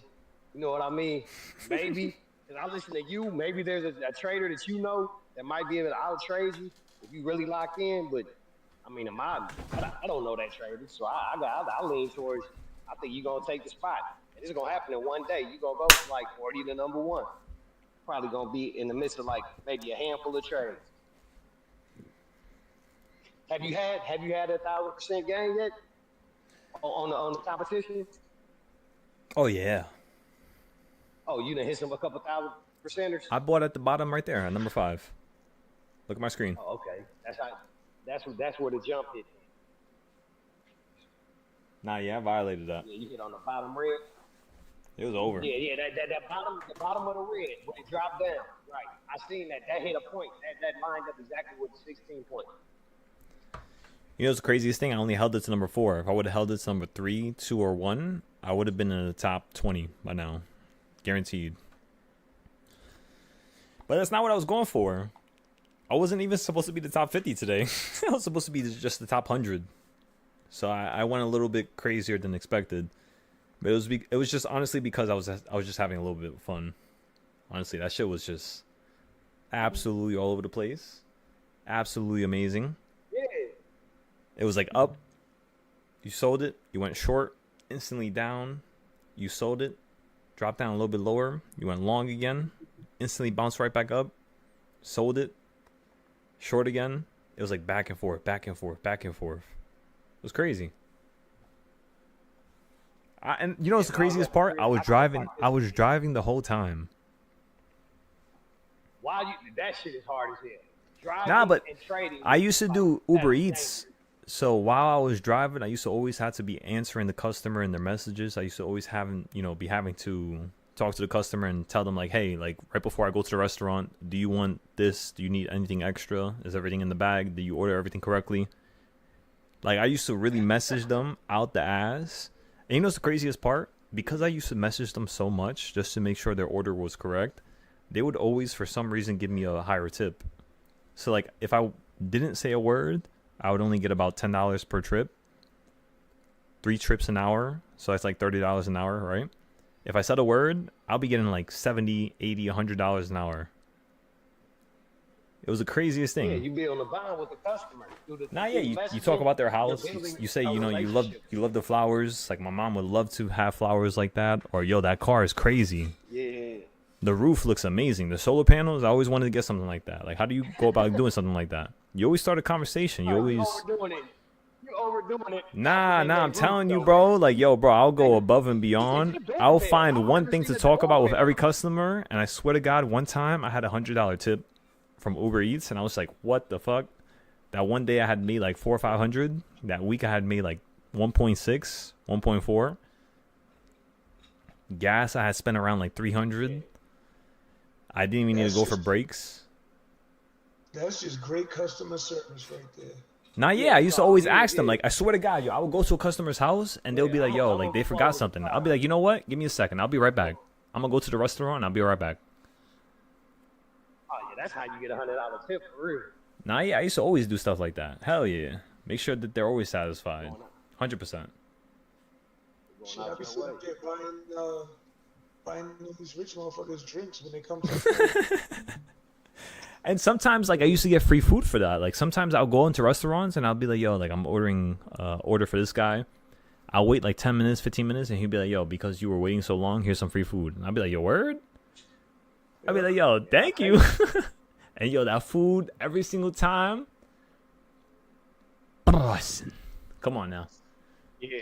That shit was crazy. Free food, I don't know what it is. It be feeling amazing. It be tasting like, you know what I mean, something you never tasted before. It was from the halal guy, so I be eating that regularly. And the fact that they gave me food for free, I was like, yo. Make sure it's kosher. I was halal, man. Make sure my meat was killed right. You gotta cut the throat, drain the blood, man. None of that fried and shit.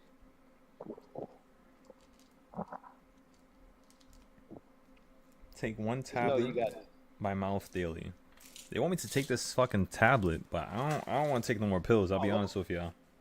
What they say? What they say about your skin? Is it a Nah, yeah, they said, yo, bro, like you don't got scurvies, you don't got fucking chicken pox, or what's the other shit called with the M?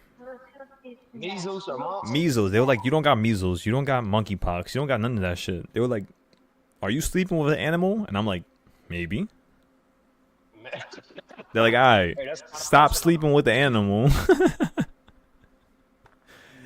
And they're like, you should be good after that. Because it's not, like, it calmed down a little bit. Yo, Sunday, I'm telling y'all, my shit was all over the place. It was crazy. But now today, it's fine. Are you sleeping with animals? I might be. Goddamn Fluffy. It's just she's a young ass cat. Like she's mad small, so I didn't think she would have anything. And my family be giving her like showers and shit all the time. They just give her to me to take care of her. And then in the morning time I be giving like them the cat. Like in the morning, like around like 6 a.m., 7 a.m. I'll give them the cat. Okay. Let the cat out. But like my other cat, she be going outside and shit. So I'm wondering if maybe she brought some shit in, and the little cat got it, and now she's on my bed. I don't know what the fuck happened, but all I know is by tonight that shit better not happen. I better not have no more bumps, bro. This shit got me fucked up. I'm about to vacuum everything in a couple minutes here. I'm just waiting for the market to jump up a little bit higher, and I'm gonna go short on it, and then we're gonna start taking care of God damn, I stuttered like crazy right there. Holy shit. Well, we're going to take care of basically the charting.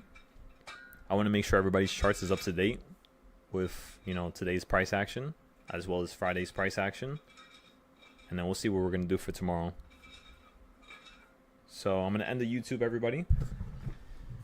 By the way, Brian, I appreciate you being here the whole entire day. Bird's Eye, I appreciate you. Then